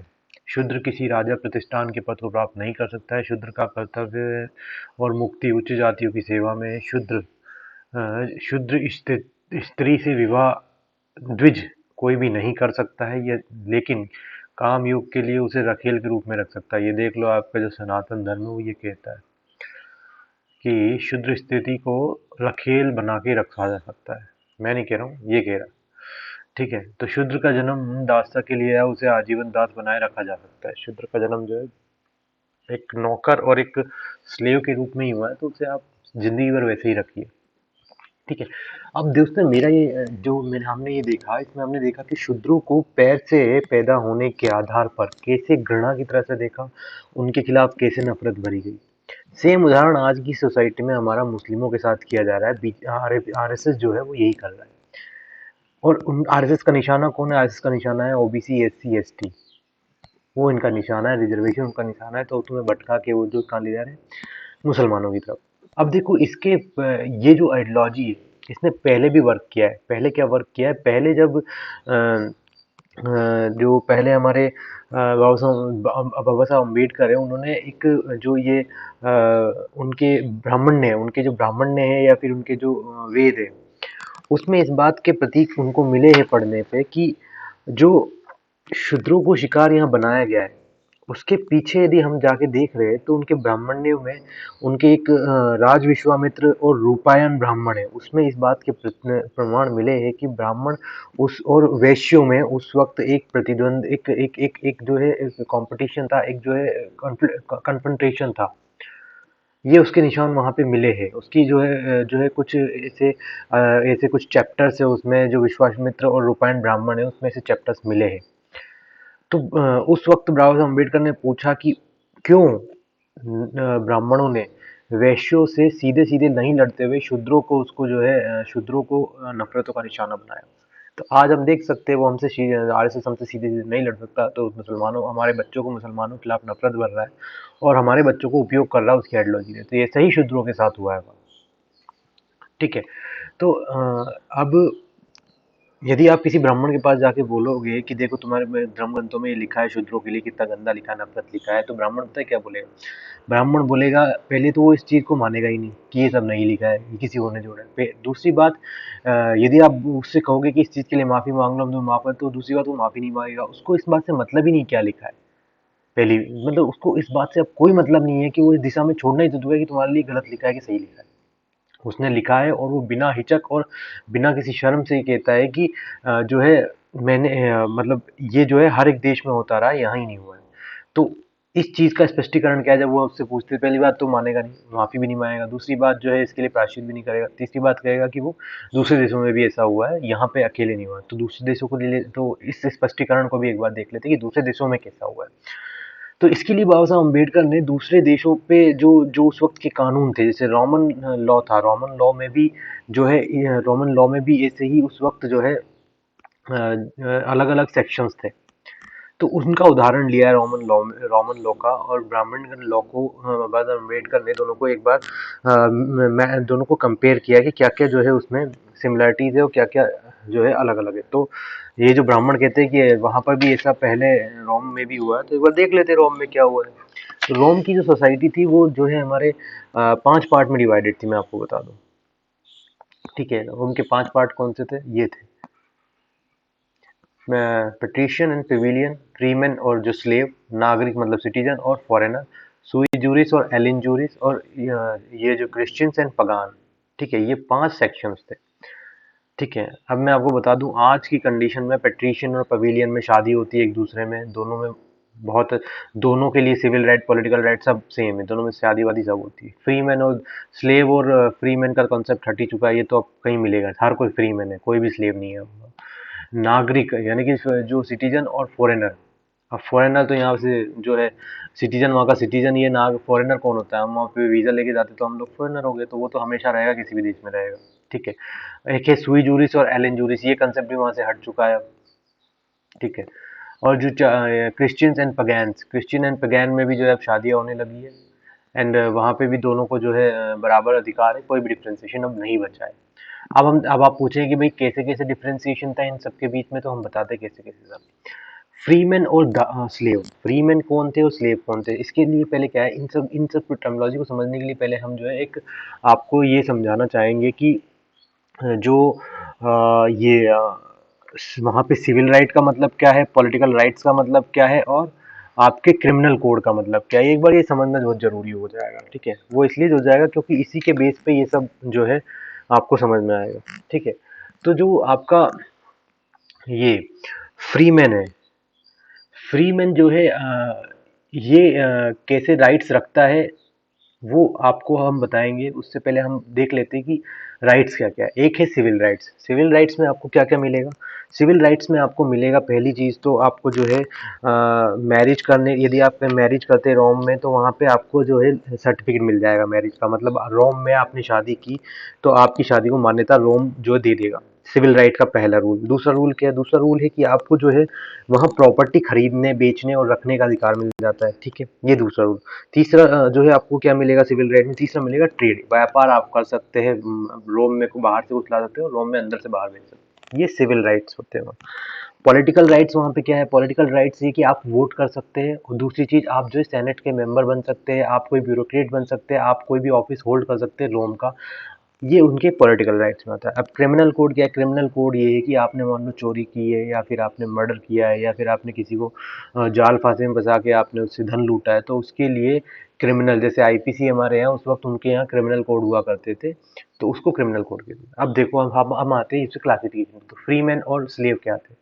तो फ्रीमैन क्या थे? फ्रीमैन वो होते थे जिनके पास सिविल राइट्स भी है और पॉलिटिकल राइट्स भी है, मतलब मैरिज, ट्रेड, प्रॉपर्टी, वोट भी कर सकते हैं और सेनेट के मेंबर ही बन सकते हैं। ये फ्रीमैन है। अब मैं फ्रीमैन आपको बता दूं कौन होते थे। फ्रीमैन जो है बहुत बड़े बड़े लोग हुआ करते थे, जो कि आपके जैसे आपने देखा होगा कि जो छोटी छोटी ये अपने कोई कस्बे में अपना पूरा जमीन का जायदाद का जागीरदार होता था, तो वो फ्रीमैन होता था।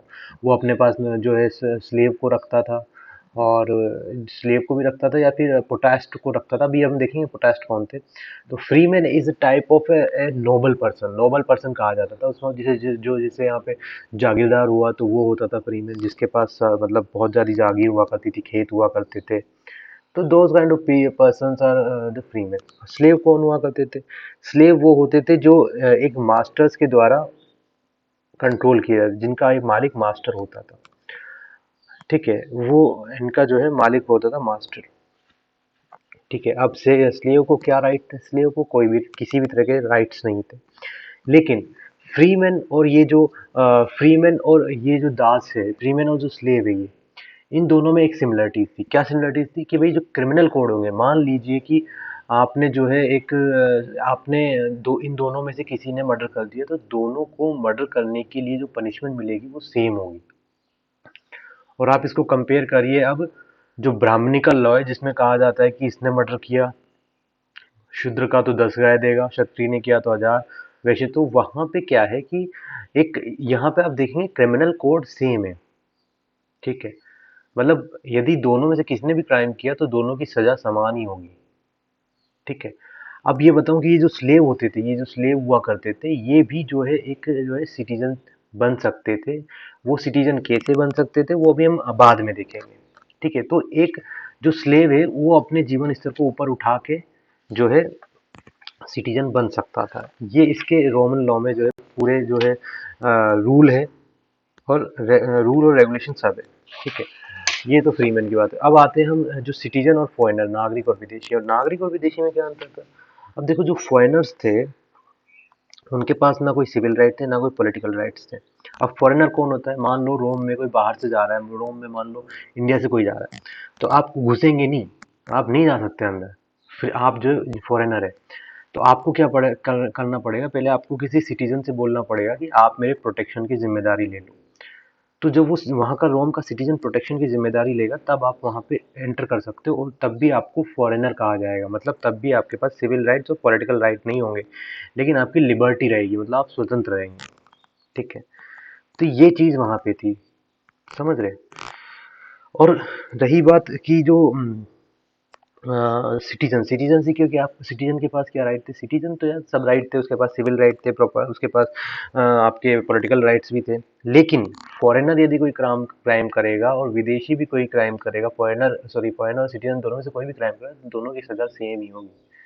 क्रिमिनल कोड अभी भी सेम है इनका।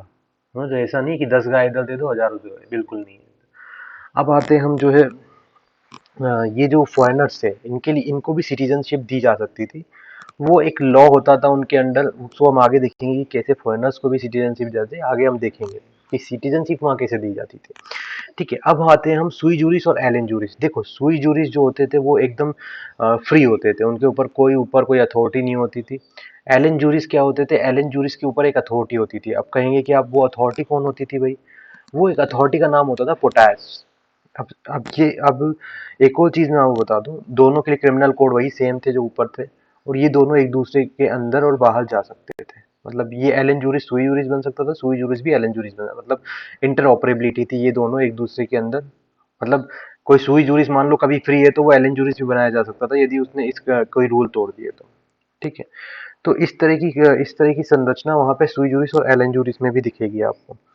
अब एलन जूरिस के बारे में मैं बताना चाहूंगा, एलन जूरिस कौन हुआ करते थे। तो एलन जूरिस में ये होता था कि आप यदि एलन जूरिस है तो आपको किसी एक अथॉरिटी के ऊपर रखा जाए, मतलब के नीचे रखा जाएगा। अब अथॉरिटी कौन होती थी, उन अथॉरिटी का नाम होता था पोटेस्ट। अब वो पोटेस्ट जो है वो कौन होते थे, हाँ वो बता दे पोटेस्ट कौन होते थे। जो पोटेस्ट होते थे, आपने देखा होगा कि जो जो रोम में जो खेल खेला जाता था, कि भाई ये जो रोम का खेल खेला उसमें एक जो है आदमी अपने जो है ग्लैडिएटर्स को लेके आता था, देखा होगा आपने।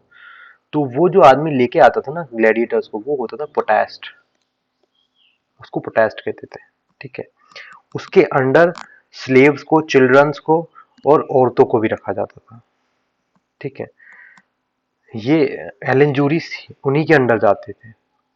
यदि मान लो वो स्लेव है तो स्लेव वाली कैटेगरी में जाएगा पोटेस्ट के अंदर, और जो है मान लो चिल्ड्रन है तो चिल्ड्रन की कैटेगरी में जाएगा, और यदि कोई फीमेल है तो उसकी कैटेगरी में जाएगा। फीमेल में ऐसा नहीं, कोई भी फीमेल हो सकती है, शी कुड भी, वो कोई भी हो सकती है। अब आप पूछेंगे कि भाई इनके अंदर कौन कौन, कैसी कैसी फीमेल जाती थी या कैसे कैसे बच्चे जाते थे, तो मैं बताता हूँ।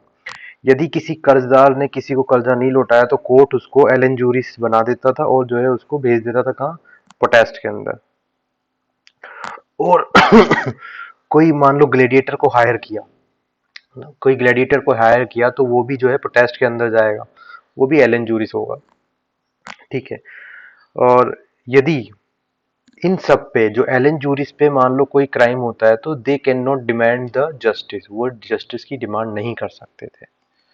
ये ये यहाँ पे जो है, ये एक जो डिसेबिलिटी है एलन जूरिस की, ये एक डिसेबिलिटी सबसे ज्यादा है कि वो जो है they can not demand justice if something something wrong has been done with them. ठीक है, वो उनकी लिबर्टी कोई नहीं होती, they are not free, they can not acquire property. एलन जूरिस जो होते थे वो कभी भी जो है प्रॉपर्टी नहीं रख सकते थे, और कोई उनके ऊपर अन्याय करे तो वो न्याय नहीं मांग सकते थे। ये एलन जूरिस और सुई जूरिस हुए। और ये बता दूं कि एलन जूरिस सुई जूरिस बन सकता था और सुई जूरिस भी एलन जूरिस बन सकता था, वो आगे हम देखेंगे। अब कंसेप्ट आता है तो जो क्रिश्चियंस एंड पगैन्स का। क्रिश्चियंस एंड पगैन कौन थे, जो अब मैं बताऊं, जो रोम का पहला धर्म था, जो रोम में पहले धर्म प्रकाशित हुआ करता, जो रोम को चलाते थे, उसमें जो एम्परर होते थे वो पगैन्स धर्म को मानते थे और उसी के अकॉर्डिंग वर्शिप करते थे। उसके बाद क्रिश्चियनिटी, जब इनके एम्परर क्रिश्चियन हुए तो उसके बाद इन पगैन्स को क्या है ना कि हाशिए पे ढकेलना शुरू कर दिया। उनके जो है प्रॉपर्टी राइट्स को, जो है उनकी जो प्रॉपर्टी है उसको जो है छीन लिया गया, उनके जो सिविल राइट्स हैं उनको छीन लिया गया, और जो क्रिश्चियन है उन्होंने इनके पूरे राइट्स को छीन कर अपनी एक काउंसिल बनाई और उसी के अंदर जो है सिविल राइट्स को उन्होंने कैद कर लिया। ठीक है, तो ये चीज थी पेगैन्स और क्रिश्चियंस में, पेगैन्स और क्रिश्चियंस का ये था। लेकिन अब हम देखेंगे कि कैसे ब्राह्मण लॉ और जो रोमन लॉ अभी तक हमने पढ़ा है उसमें कैसे कैसे अंतर है। देखो ब्राह्मण्स में जो है सबसे पहली चीज तो क्रिमिनल कोड जो है वो अलग अलग है, और जो अभी भी यहाँ पे भी पेगैन्स और क्रिश्चियन यदि कोई क्राइम करेंगे तो दोनों के लिए क्रिमिनल कोड अभी भी सेम है। मैं आपको बता दूं इन सभी में क्रिमिनल कोड पूरा सेम रहेगा। मतलब क्रिमिनल आप एक बार बन गए तो आपके जो है कैसे भी हो आप, चाहे जो स्लेव हो चाहे फ्री मैन, आपके ऊपर जो है बंदिशें, जो पनिशमेंट मिलेगी वो सेम मिलेगी। तो ये एक डिफरेंशिएशन है ब्राह्मणिकल लॉ और रोमन लॉ। ठीक है, दूसरी चीज, जो ब्राह्मणिकल लॉ है उसमें जो है शूद्र कभी वैश्य नहीं बन सकता है, वैश्य कभी क्षत्रिय नहीं बन सकता है, क्षत्रिय कभी ब्राह्मण नहीं बन सकता है। लेकिन यहाँ एलन जूरिस भी सुई जूरिस बन सकता है, फ्री मैन भी स्लेव बन सकता है, और आपका जो सिटीजन है वो जो है उसको भी अभी हम देखेंगे कैसे वो फॉरेनर बन सकता है। तो यहाँ पे इंटर ऑपरेबिलिटी है इनके बीच में, मतलब कोई एक आदमी का हमेशा के लिए निश्चित नहीं है वो कि वो हमेशा ही फॉरेनर रहेगा या फ्री मैन रहेगा। कैसे फ्री मैन स्लेव बन जाते थे वो भी अभी हम बताएंगे। ठीक है, कि और जो ये क्रिश्चियंस एंड पगैन्स भी आप बाद में जो है, ये जो है इनके बीच का जो ये कल्चरल डिफरेंस है ये भी मिटेगा। ये कैसे मिट रहा है ये भी देखेंगे। ठीक है, तो अब आप पूछेंगे कि भाई ये जो राइट, जैसे ब्राह्मणिकल लॉ में जो राइट्स है वो तीन के ऊपर के जो राइट्स है, भाई क्षत्रिय ये, और ये जो है ये व्यक्ति जो है वैश्य बनेगा, और ये व्यक्ति अपना जो है वो शूद्र बनेगा, और ये व्यक्ति अपना जो है वैश्य बनेगा और क्षत्रिय बनेगा। तो ये कैसे डिसाइड हुआ ब्राह्मणिकल लॉ में, इसको एक बार अपने दिमाग से सोचो। तो ब्राह्मण ने बताया कि ये मुख से हुआ तो ब्रह्मा, ये ब्राह्मण, और ये बाहु से हो तो क्षत्रिय, ये हुआ अपने पैर की जांग से तो वैश्य, और ये पैर के तलवे से हुआ तो ये शूद्र। ये किसने बताया आपको? ब्राह्मण के वेद ने बताया। तो वहां पे उसके अकॉर्डिंग जो वैश्य वो एक शब्द नहीं है, वो आपको एक अधिकार देता है, क्षत्रिय को भी एक अधिकार दे रहा है और ब्राह्मण को भी अधिकार दे रहा है, लेकिन शूद्र को यह अधिकार नहीं दे रहा। तो यहाँ पे ये जो बोगस चीज है, ये जो बोगस चीज है ना, ये जो कि ब्राह्मण ऊपर है, तो इस बोगस चीज ने आपके अधिकार ले लिए और किसी और को अधिकार दे दिए और सबसे ऊपर बिठा दिया ब्राह्मण को। अब ये जो है एक फिक्शन, ये एक सुपर नेचुरल चीज है, सुपर नेचुरल, और ये क्रिएटेड टू, ये एक ऐसी चीज है जो इसको बनाया ही एक्सप्लॉइटेशन के लिए गया है। इसका कोई आधार नहीं है, इसके पीछे लॉजिक क्या है अब ये बताओ। कोई पैर से दुनिया में पैदा हुआ है क्या? आज तक हुआ है क्या? कोई पैर से हुआ है क्या कोई इंसान पैदा? और कोई मुंह से इंसान पैदा हुआ है? अब यदि मुंह से पैदा हुआ है तो सेक्स फिर कहाँ करेगा इंसान? मुंह पे करेगा कि नीचे करेगा? आप सोचो। ठीक है, ऐसी बातें लिख दी है जो कि एकदम बोगस है, जिसका कोई मतलब दिमाग से ना कोई इंट्रैक्शन है, ना कोई उसका, इवन पत्थर भी नहीं सोचता ऐसी चीजें, कुछ भी लिख दिया गया। तो ऐसी चीज ब्राह्मणी स्ट्रक्चर का जो बेस है वो एक जो है एक्सप्लॉइटेशन बेस्ड है, और हमेशा ब्राह्मण ब्राह्मण रहेगा, क्षत्रिय क्षत्रिय रहेगा, वैश्य वैश्य रहेगा, शूद्र शूद्र रहेगा। क्या ऐसी जगह बताया गया कि शूद्र जो है क्या कहते हैं ब्राह्मण बन जाएगा? इवन शूद्र वेद पठन भी कर ले, ज्ञाता भी हो जाए, तो भी वो ब्राह्मण से नीचे ही, ये तक क्या आ गया। लेकिन यहाँ पे आपको ऐसा दिखेगा कि कोई जन्म से नहीं है।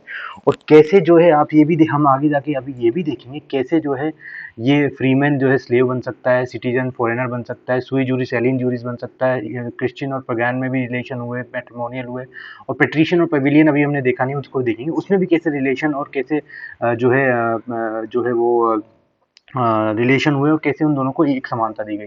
अभी तक हमने देखा है कि जो अपना ये रोमन लॉ है इसमें क्रिमिनल कोड सेम है।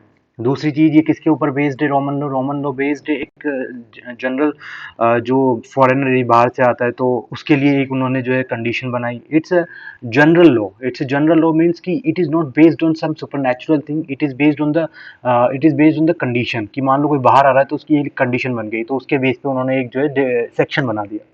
अब मान लीजिए कोई स्लेव है और कोई फ्री मैन है, तो उसके लिए एक कंडीशन उस वक्त ये था कि स्लेव वो थे जो कि जिसको एक मास्टर ऑन करता था, तो उनके लिए कंडीशन थी, तो उनको एक सेक्शन में रख दिया। फ्री मैन ये थे कि फ्री मैन तो एक वर्चस्व वाले लोग थे, तो उनके लिए अलग सेक्शन डाल दिया। लेकिन फ्री मैन भी स्लेव बन सकते थे।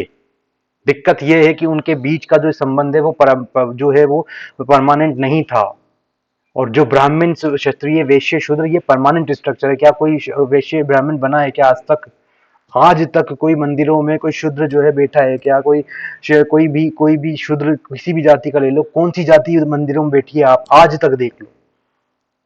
तो कोई नीचे से ऊपर उन्नति नहीं कर सकता था, जो जहां है वो वहीं रहेगा। वो एक स्टैटिक स्ट्रक्चर है, मैंने आपको शुरू में ही बताया था। अब हम देखते हैं कि जो ये यहाँ पे जो ये डिफ्रेंसिएशन किया गया था 5 सेक्शंस में, जो 5 सेक्शंस में रोमन लॉ में डिफरेंशिएशन किया था, ये किस बेस पर था? आप ये पूछेंगे कि इसका बेस क्या था? हमने ब्राह्मणिकल का बेस देख लिया, उसका तो कोई बेस नहीं था, वो तो एक एक्सप्लॉइटेशन का मॉडल ही है। तो ये किस बेस पे था जिसमें इन्होंने ये राइट्स को डिस्ट्रीब्यूशन किया था और ये जो रिस्ट्रिक्शंस लगाई थी स्लेव्स पे या फिर जो फॉरेनर्स पे या एलन जूरिस पे या पगैन्स पे, ये रिस्ट्रिक्शन किस बेस पे लगाई थी? अब हम ये देखेंगे। तो इनकी जो ये रिस्ट्रिक्शंस थी, इनके जो ये राइट्स थे, ये थे 2 चीज़ों पे। एक तो था सिविल स्टेटस और दूसरा था आपका जो वहाँ के रोमन लॉ की आंखों में आप कैसे दिखते हैं, मतलब आप वहाँ के जो कानून है, कानून मतलब मान लीजिए आप जैसे किसी कॉलोनी में रहते हैं तो वहाँ थाना है, तो थाने की नज़रों में आप कैसे दिखें, थाने आपको नज़रों से कैसे देखेगा, वो देखेगा कि भाई आपके खिलाफ कोई एफआईआर है कि या कुछ हिस्ट्री सीटर तो नहीं है। तो ऐसे ही इमेज बिफोर लॉ डिसाइड करता था और आपकी फैमिली का स्टेटस क्या था, ये 2 चीज़ डिसाइड करती थी। ये जो राइट्स थे, सिविल राइट्स और पॉलिटिकल राइट, इन चीज़ों पे डिसाइड हुआ करते थे। तो 2 चीज़ें, कैपूट पे बेस था और एक्सट्रीमियोस पे बेस था। अब कैपूट क्या था आप पूछें, कैपूट था हमारा एक सिविल स्टेटस। सिविल स्टेटस को हम कैप्यूट कहते थे, ठीक है। अब आप कहेंगे कि एक्सट्रीमियोस क्या था? एक्सट्रीमियोस ये था कि आपका थाने के वहाँ आपका जो जो आपका लॉ है उसके सामने आपकी कैसी इमेज है। तो it is based on caput and extremities. तो कैपूट में क्या था? कैपूट में आपका सिविल स्टेटस देखा जाता था। अब आप पूछेंगे सिविल स्टेटस में क्या था? सिविल स्टेटस में आपकी लिबर्टी थी, सिटीजनशिप थी और फैमिली थी। लिबर्टी मतलब आप फ्री मैन है, सिटीजनशिप मतलब आप नागरिक है रोम के, फैमिली मतलब आपकी फैमिली राइट्स भी जो है रोम में अलग से आइडेंटिफाई थे। ये मैं आपको बता दूं, ऐसा नहीं था कि आप अपनी शादी कर ली तो मतलब वो हमेशा फैमिली राइट्स रहेंगे, वो भी हट सकते थे। वो कैसे बताता हूँ, अभी देखेंगे कैसे हट सकते थे, ठीक है। तो इन सब चीजों पे ये था कैपूट। कैपूट मतलब सिविल स्टेटस। एक्सट्रीमियस था पॉलिटिकल राइट। पॉलिटिकल राइट में क्या था? आप जो है वोट दे सकते हो और ब्यूरोक्रेट बन सकते हैं, मंत्री बन सकते हैं, सीनेट के मेंबर बन सकते हैं। ये एक्सट्रीमियस पे डिपेंडेंट था, ठीक है। तो सिविल स्टेटस जो है आपका कभी भी 3 चीज़ों का बना था, एक तो लिबर्टी, फैमिली और सिटीजनशिप, ठीक है। अब सिविल स्टेटस भी किसी भी इंसान का सिविल स्टेटस जा भी सकता था। अब आप पूछेंगे कैसे जा सकता था? मान लीजिए यदि आपके रोम पे किसी ने आक्रमण किया और आपके जो है आपको उठा के जो है आप जो है सिटीजन है उसको उठा के आपको वो जो आक्रमण करने वाले वो ले गए उनकी राजधानी में और आपको उसे स्लेव बना लिया, तो आपके जो है सारे सिविल राइट्स चले जाएंगे, आपके पॉलिटिकल राइट्स चले जाएंगे, आपके फैमिली राइट, आपका सिविल स्टेटस और पॉलिटिकल सभी राइट्स चले जाएंगे जब आप बंदी बना के ले जाए जाओगे। लेकिन यदि आप वहां से छूट कर आ जाते हो तो वापिस से वो राइट्स आपके रिस्टोर हो जाएंगे, तीनों के तीनों, ठीक है। तो ये आपके सिविल राइट्स जाने और वापस आने का एक लॉ था। उसके बाद यदि आप किसी और कंट्री के मेंबर बन जाते हो, ठीक है, तो उससे क्या होगा कि आपकी जो फैमिली राइट्स है वो चले जाएंगे, सिटीजनशिप चली जाएगी, लेकिन आप लिबर्टी रहेंगी। लिबर्टी रहेगी मतलब आप फ्री मैन रहेंगे। फ्री फ्री मैन मतलब लिबर्टी मतलब ये है कि आप स्लेव नहीं बने हैं। आपके जो सिविल राइट्स जो है वो उसमें से फैमिली चली जाएगी, फैमिली की जो राइट्स है आपके वो चले जाएंगे और सिटीजनशिप चली जाएगी, लेकिन आपकी आज़ादी अभी भी मेंटेन रहेगी यदि आप अपने देश को छोड़ के किसी और की सिटीजनशिप ले लेते हो। अब तीसरा है कि भाई यदि आपका फैमिली स्टेटस, अब देखो यदि आपका फैमिली स्टेटस कैसे जाता है? यदि मान लीजिए आपकी फैमिली में आप अब यहाँ देखेंगे हम सुई जूरिस और एलन जूरिस में कैसे परिवर्तित होती है। आप मान लीजिए सुई जूरिस है और आपने कोई रेस्ट्रिक्शंस थी कि रोमन लॉ में उसको तोड़ दिया, तो आपको जो है आपकी फैमिली से डिटेच कर दिया जाएगा और डिटेच करने के बाद आपको एलन जूरिस बना दिया जाएगा, ठीक है, ठीक है। और यदि मान लीजिए आपने एलन जूरिस में भी ऐसा था कि आप उसके लॉ को यदि वापस से फॉलो करते तो आप एलन जूरिस से सुई जूरिस में कन्वर्ट हो जाएंगे, ठीक है। लेकिन यदि आपने अपना यदि आपने जो है कोई फैमिली स्टेटस आपका तभी जाएगा जब आपका जो है किसी क्राइम किसी लॉ को तोड़ने के बाद आप उसमें कन्विक्ट हो जाएंगे, तभी वो जाएगा। ऐसे नहीं कि कोई भी आर्बिट्रेरी कर दिया, ठीक है। तो पर्टिकुलर लॉ थे तो उसके कारण जो है आपका ही जाता था। ऐसे ही नहीं चला जाएगा कि मतलब उठा के किसी को मना गया, हाँ भाई इसको जो है दुश्मनी है, उठा के इसको डाल दिया जाए और आपका सिविल राइट चला गया और ये चला, ऐसा नहीं था, ठीक है। अब यदि आप इसमें जो आपका ये फैमिली स्टेटस यदि चला जाता है तो इसमें ये होता है कि आपके जो लिबर्टी और सिटीजनशिप वो कायम रहेगी, मतलब लिबर्टी और सिटीजनशिप आपकी कायम रहेगी। फैमिली आपके फैमिली से आप जो है दूर कर दिए जाएंगे। मतलब ये होगा कि आपके जो आप मान लीजिए कोई लॉ तोड़ दिए, तो आपकी फैमिली ने, यदि आपने कोई लॉ तोड़ दिया तो आपकी फैमिली वाले जो होते हैं, मान लो कि एक 3 लोगों की फैमिली, एक बच्चा है, एक लेडी और एक जो है मैन है। तो मान लीजिए कि बच्चे ने कोई कानून जो है वो फॉलो नहीं किया, तो उसमें क्या होगा कि जो मदर और जो फादर है, और जो मदर और फादर तो सेम रहेंगे, मतलब उनकी लिबर्टी, सिटीजनशिप और सिविल राइट सब रहेगा, लेकिन जो बच्चा है उसको उठा के एलन जूरिस बना देंगे। बच्चे ने तोड़ा ना कानून, ठीक है, ऐसा होगा। इस कंडीशन में जो माता और पिता है उसके सिविल राइट्स, उसकी जो उसकी जो फैमिली, उसकी जो लिबर्टी और सिटीजनशिप वो रहेगी, लेकिन फैमिली राइट्स चला गया उनका भी, क्योंकि बच्चा दूर हो गया, लेकिन माता और पिता तो साथ में रहेंगे। और बच्चा एलन जूरिस हो गया। अब मान लीजिए कोई बच्चा पहले से एलन जूरिस है, वो पोटास के अंडर है, और मान लीजिए कोई कोई इस बच्चे ने पूरे रूल्स एंड रेगुलेशन फॉलो किए हैं उस कंडीशन में, तो ये पिता जो इससे अलग किया गया है, वो एक क्लेम करेगा इस पे लॉ के अकॉर्डिंग कि भाई इसने सारे रूल एंड रेगुलेशन फॉलो किए, तो इस पे क्लेम करेगा। और उस क्लेम के बाद ये एलन जूरिस फिर से सुई जूरिस, मतलब इस फैमिली में आ जाएगा। ये लॉ है, ठीक है।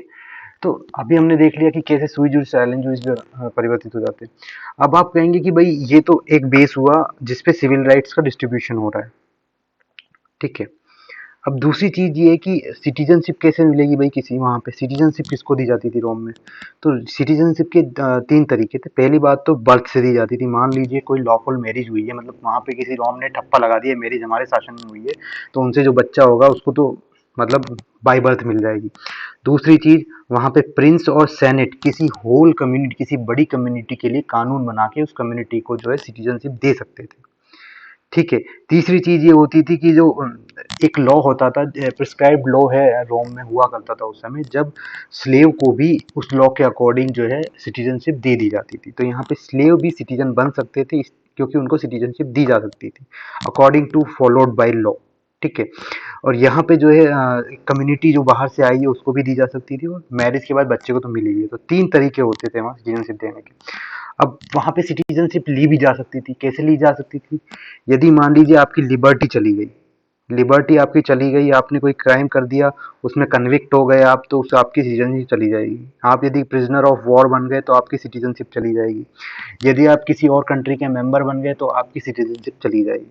तो इस तरह से आपकी सिटीजनशिप भी जा सकती है, ठीक है। तो यहाँ पे ऐसा नहीं है कि और एक ही आदमी की जाएगी, फ्रीमैन की भी जा सकती थी, एलन जूरिस की भी जा सकती थी, सिटीजन की भी जा सकती थी, और ये क्रिश्चियंस की भी जा सकती थी, पगैन्स की भी, किसी की भी जा सकती थी, सबके लिए सेम था, ठीक है। अब आप कहेंगे कि भाई जो है इनमें आपने देख लिया कैसे जो है एक दूसरे जो फ्री मैन है वो भी स्लेव बन सकता था। मान लीजिए प्रिजनर ऑफ वॉर बन गया फ्री मैन, तो स्लेव वहां जाके स्लेव बन जाएगा, वापिस अपनी कंट्री में आएगा, तो जो है उसको राइट्स रिस्टोर कर दिए जाएंगे। एलन जूरिस और सुई जूरिस भी कन्वर्ट हो सकते थे एक दूसरे में, देख लिया हमने। स्लेव भी सिटीजन बन सकते थे, ये भी देख लिया हमने। और पेगैन्स और क्रिश्चियंस में भी बाद में जाके जो है उनके कल्चर में भी, उनके उनके अंदर भी जो है फिर राइट्स का डिस्ट्रीब्यूशन हुआ, और उनके भी इंटर मैरिजेज हुए, ठीक है। ये भी अभी हम देखेंगे आगे, ठीक है। अब आप कहेंगे कि भाई जो है रोमन लॉ से तो ऐसा कहीं प्रतीत नहीं हो रहा कि उनका जो ये लॉ था वो कम्युनल डिस्ट्रीब्यूशन ऑफ राइट्स और पनिशमेंट कर रहा है। ऐसा कहीं भी आपको हो रहा है क्या? कहीं भी क्रिमिनल कोड सबके लिए सेम है, वो कम्युनल नहीं है कि इसको ज़्यादा इसको कम। और एक दूसरे के बीच में आवागमन है, फ्री मैन स्लेव बन सकता है, सिटीजन हट सकता है, फिर और वो भी स्लेव बन सकता है, कुछ भी हो सकता है। मतलब कोई परमानेंट स्ट्रक्चर पे नहीं बैठा हुआ है। ये चीज़ रोमन लॉ में दिख रही है। तो कोई कम्युनल जो है उसमें डिस्ट्रीब्यूशन नहीं है। ये लोग ब्राह्मण कहते हैं कि भाई उसमें कोई कम्युनल डिस्ट्रीब्यूशन नहीं है राइट्स का। इंडिया में पहले से कम्युनिटी बेस्ड डिस्ट्रीब्यूशन था, तो इस कारण से यहाँ पे स्थिति शुरुआत से ऐसी है, और इसलिए जाने में समय लगेगा, ये तर्क देते हैं वो लोग रोमन लॉ में। तो पहली बात तो उनका ये तर्क गलत है। क्यों गलत है? गलत इसलिए है क्योंकि अभी तक जितने भी हमने आपको ये राइट्स और जो डिसेबिलिटीज पढ़ाई है, राष्ट्रीय पनिशमेंट पढ़ाया है, वो इन 4 के लिए पढ़ा है, 2 3 4 5 के लिए। अभी हम पेट्रिशियन और पवेलियन पे आएंगे। यहाँ पे जो डिसेबिलिटी, जो राइट्स और पनिशमेंट का डिस्ट्रीब्यूशन है वो कम्युनल है। पेट्रिशियन एक अलग जो है सेक्ट है, सेक्शन है कम्युनिटी का, और पवेलियन अलग सेक्शन है कम्युनिटी का। यहाँ पे उन्होंने जो है communal distribution of rights and punishment अब देखेंगे हम। अब जो कह रहे हैं ना ब्राह्मण की, हमने 4 में देखा कि भाई वहां पे कम्युनल नहीं है, यहाँ पे और जो है ब्राह्मणिकल लॉ में कम्युनल है, इसलिए यहाँ पे जो है ज्यादा दिक्कत है, और शुरुआत से ऐसे ही रहना चाहिए। तो यहाँ पे हम देखेंगे कि यहाँ पे कम्युनल पेट्रिशन और पवेलियन में होने के बाद उन्होंने फिर सुधार किए और दोनों अब एक है, लेकिन ब्राह्मण्स ने शुरुआत नहीं की है, उसका प्रतीक अब दिखाते हैं हम कैसे किए। ठीक है। तो जो अ, ये जो रोमन लॉ है उसका बेस रोमन लॉ का हमने देख लिया कि कैसे बेस था उसका राइट्स का, ये हमने देख लिया। अब हम आगे चल रहे हैं कि जो पेट्रिशन एंड पवेलियन पे, ये जो पेट्रिशन एंड पवेलियन है, इस पे हम आते हैं कि इन दोनों में क्या कम्युनल है और कैसे इन दोनों में कम्युनल होने के बाद जो है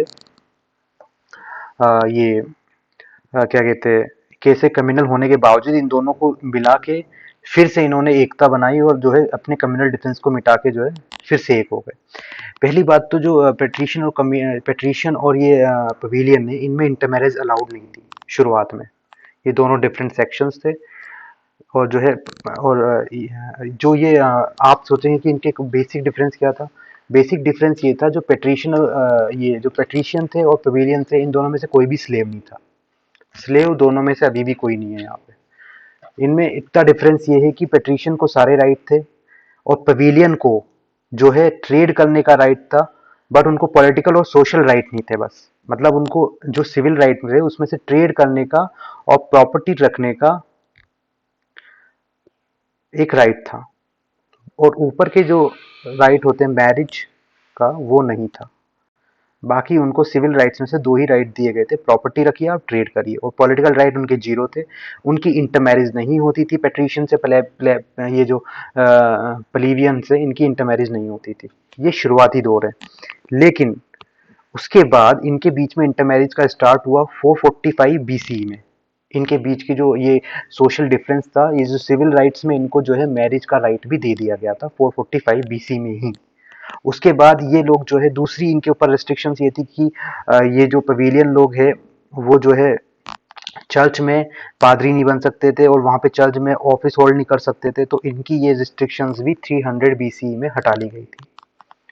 ठीक है, इस रिस्ट्रिक्शन को भी 300 बीसी में हटा लिया गया। अब शूद्रों पे कब रिस्ट्रिक्शन हटाई गई आप बताओ भाई, कि वो जो है मंदिर में पुजारी बन सकते हैं, वो वैश्य बन सकते हैं, कभी नहीं हटाई गई। अब आज तक वो है, ऐसी ही है। आज तक जो है ब्राह्मण नहीं बोलता कि ये कर सकते। आज कॉन्स्टिट्यूशन बोलता है, लेकिन ब्राह्मणों के मन में आज भी वही मनुस्मृति है। कॉन्स्टिट्यूशन तो बहुत कुछ बोलता है, लेकिन क्या ब्राह्मण मानता है कॉन्स्टिट्यूशन को, वो आप सोचिए। ठीक है। उसके बाद जो है पवेलियन पे एक और डिसेबिलिटी थी, उनको पॉलिटिकल राइट्स नहीं दिए गए। सिविल राइट्स पहले सब कुछ दे दिए गए, फिर पॉलिटिकल राइट्स उनको कोई नहीं दिया गया।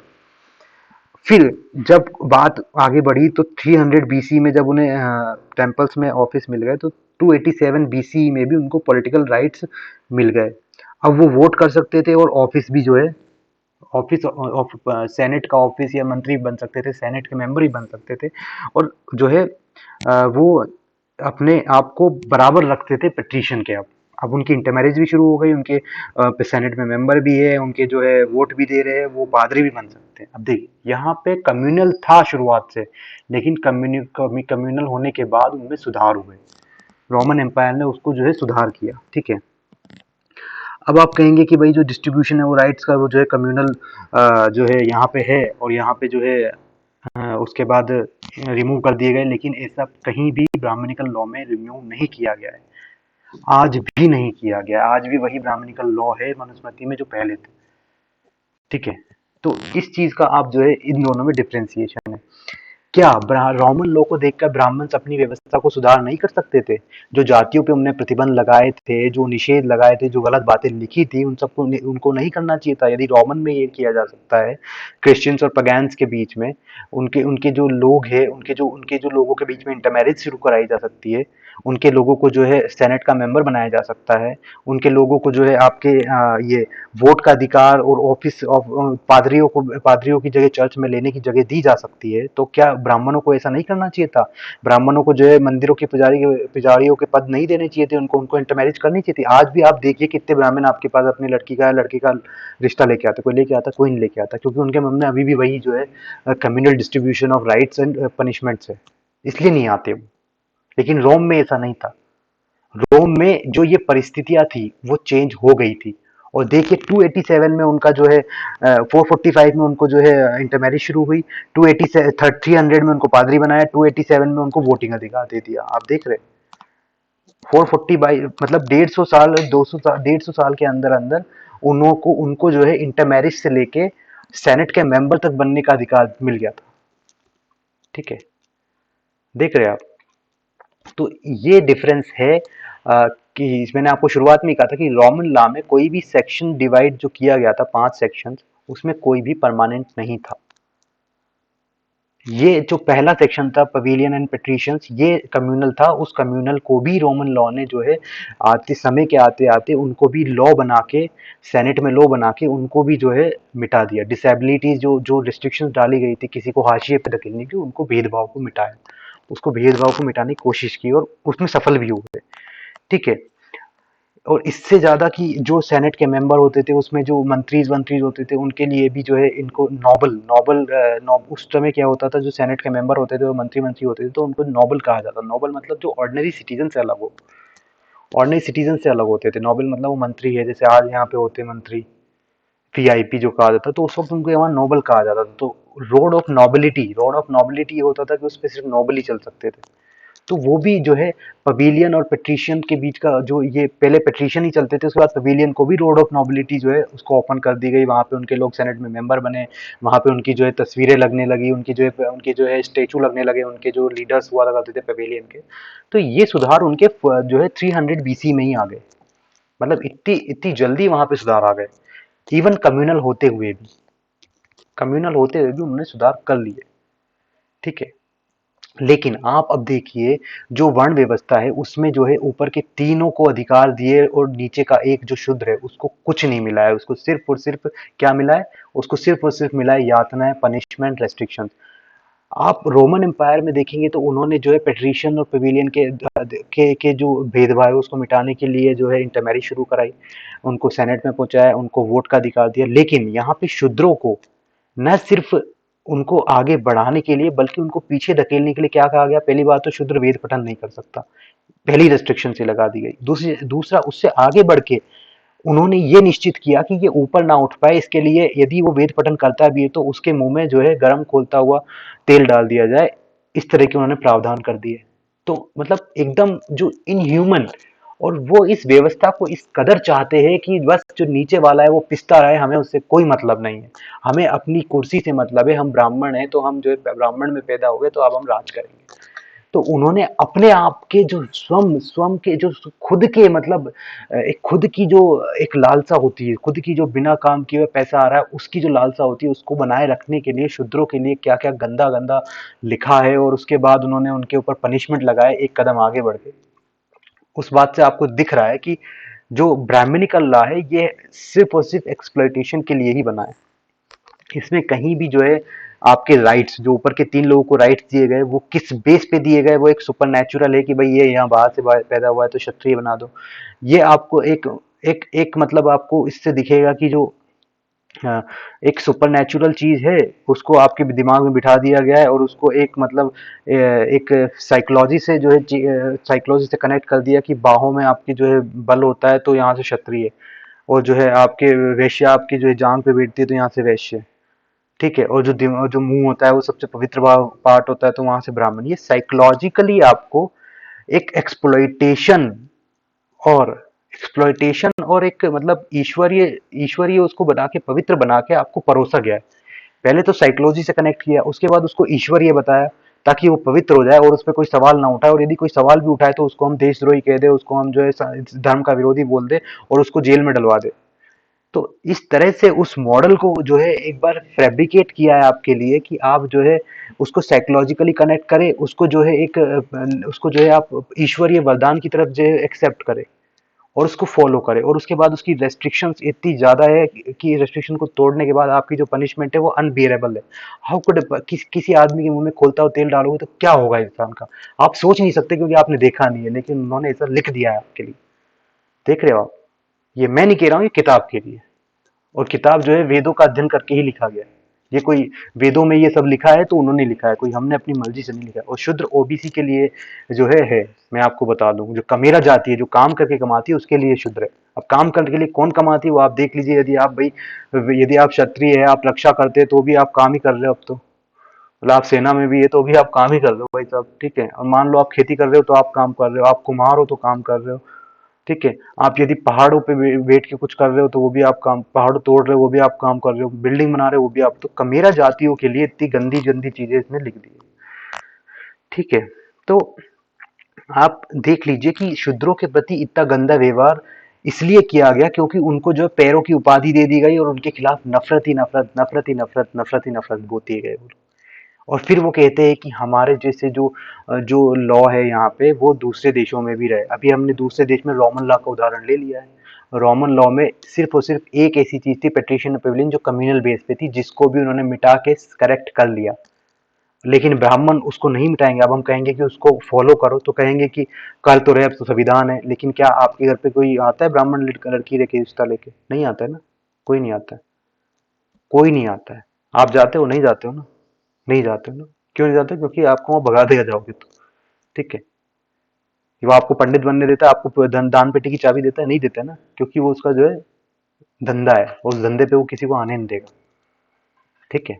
तो ये आपको समझना होगा कि वो मॉडल जो है वो आपकी साइकोलॉजी से कनेक्ट किया है, उसको ईश्वर से शक्ति प्रदान करने के बेस पे आपको एक चोला उड़ा दिया गया है। और जो उसको जो है जो उसके खिलाफ बोलेगा तो उसको जो है पवित्रता के खिलाफ, भगवान का आदेश के खिलाफ माना जाएगा, और उसके जो जो बोल रहा है उसको एकदम मार दिया जाएगा। इस तरह से आपको जाल में फंसाया उसने। तो इस तरह से बाबा साहब अम्बेडकर ने ये कहा है कि जो ब्राह्मणिकल लॉ में जो राइट्स और डिसेबिलिटी मतलब जो रेस्ट्रिक्शंस एंड पनिशमेंट का जो मेल है, वो एक जो है दुनिया में, पूरी दुनिया में इतना इतना इनह्यूमन स्ट्रक्चर पूरी दुनिया में कहीं आपको देखने को नहीं मिलेगा। इवन रोमन लॉ में जब ये था, कम्युनल बेस पे था, तो उसको मिटा लिया गया, लेकिन ब्राह्मणिकल लॉ में आज तक मैं कह रहा हूँ, आज तक नहीं मिटाया गया ये चीज। तो यही बाबा साहब अम्बेडकर ने बताया कि शूद्रों की स्थिति कैसी थी ब्राह्मणिकल स्ट्रक्चर के अंदर, वो ऐसी थी। उनके लिए क्या रिस्ट्रिक्शंस थे तो वो ऐसे थे, उनके लिए क्या राइट्स थे तो शूद्रों के लिए कोई राइट्स नहीं थे, ऊपर के तीन के राइट्स थे वो ये थे। और यदि वो कहते हैं आपसे कि भाई जो है रोम से जो है हमें कंपेयर करो, तो रोम से भी कंपेयर करके बता देना कि रोम में जो है ऐसा था। और रोम में जो ये स्ट्रक्चर था, जो ये जो 5 सेक्शन थे, ये किसी जो है किसी ईश्वर के वरदान के रूप में स्थापित नहीं किए गए थे। पहली बात तो ये, रोम में ऐसी कंडीशंस बनी थी कि फॉरेनर्स आते थे तो उनके लिए अलग लॉ था। रोम में फ्री मैन और स्लेव्स आते थे, स्लेव्स भी होते थे। मान लो वो किसी को वॉर करके कैप्चर करके आते थे तो उसका में की कंडीशन रहती थी कि स्लेव्स को क्या कर दिया जाता था, स्लेव्स को जो है जो मास्टर के द्वारा ओन किया जाता था, और उनको जो है गुड कंडक्ट के बाद रोमन लॉ के अकॉर्डिंग उनको सिटीजन बनाया जाता था, ठीक है। तो उस वक्त की जो रोमन एम्पायर की कंडीशंस थी, उसके बेस पर जो है वो परिस्थितियां बनी। इसके कारण 5 सेक्शन में उनको डिवाइड किया, और 5 सेक्शन के बाद डिवाइड करने के बाद उन परिस्थितियों पे परमानेंट नहीं लगाया, परमानेंट रेस्ट्रिक्शंस किसी भी सेक्शन को नहीं दी। उनमें से सब में इंटरऑपरेबिलिटी थी, और परिस्थिति के अनुसार हमने देखा कि उनकी इंटरमैरिज भी शुरू हुई, उनको सेनेट में अधिकार भी मिले, उनको पादरी बनने का भी अधिकार मिला। और वो परिस्थितियों के अकॉर्डिंग वो चेंज होती गई, वो सुधरती गई, चेंज होने का सुधरती गई, मतलब उनमें सुधार ही हुआ है। 5 सेक्शन के बाद सुधार ही हुआ है। लेकिन यहाँ पे आज भी ब्राह्मणिकल स्ट्रक्चर जो 4 चीज का है वो स्टैटिक है। ब्राह्मण ना पुजारी बनने का अधिकार किसी को देना चाहता है, ना वो दान पेटी की चाबी किसी को देना चाहता है, ठीक है। ऊपर से ऊपर अब तो वो जो है व्यापार भी खुद कर रहा है। ऊपर से ऊपर वो जो है पूरा आपका जो है जो जितने भी ऑफिस वगैरह है, ब्यूरोक्रेट्स, वो भी वो पद देख रहा है। तो Brahmanical law is all about Brahmans. It's अब तो क्षत्रिय, आप क्षत्रिय में भी देखोगे कितने आपको जो है दिखेंगे, ठाकुर कितने जज है सुप्रीम कोर्ट में, आप देख लीजिए भाई। तो मतलब क्षत्रिय, अब आप अभी हम आगे पढ़ेंगे बुक में कि क्षत्रिय को भी ये लोग कैसे नीचे गिराते, कैसे क्षत्रियो को शूद्र बना देते थे, ये भी हम पढ़ेंगे। तो ये था बाबा साहब अम्बेडकर का चैप्टर नंबर, जो बुक है उसका चैप्टर नंबर 3 है। तो मुझे आशा है कि आप इससे कुछ सीखे होंगे, और कमेंट में मेरे को ज़रूर बताएं आप कि आपको इसमें क्या सीखने को मिला, या फिर क्या आपको इसमें सवाल है, वो ज़रूर पूछें। तो आज के लिए मैं आपसे अनुमति चाहता हूँ, फिर मिलेंगे कल। धन्यवाद।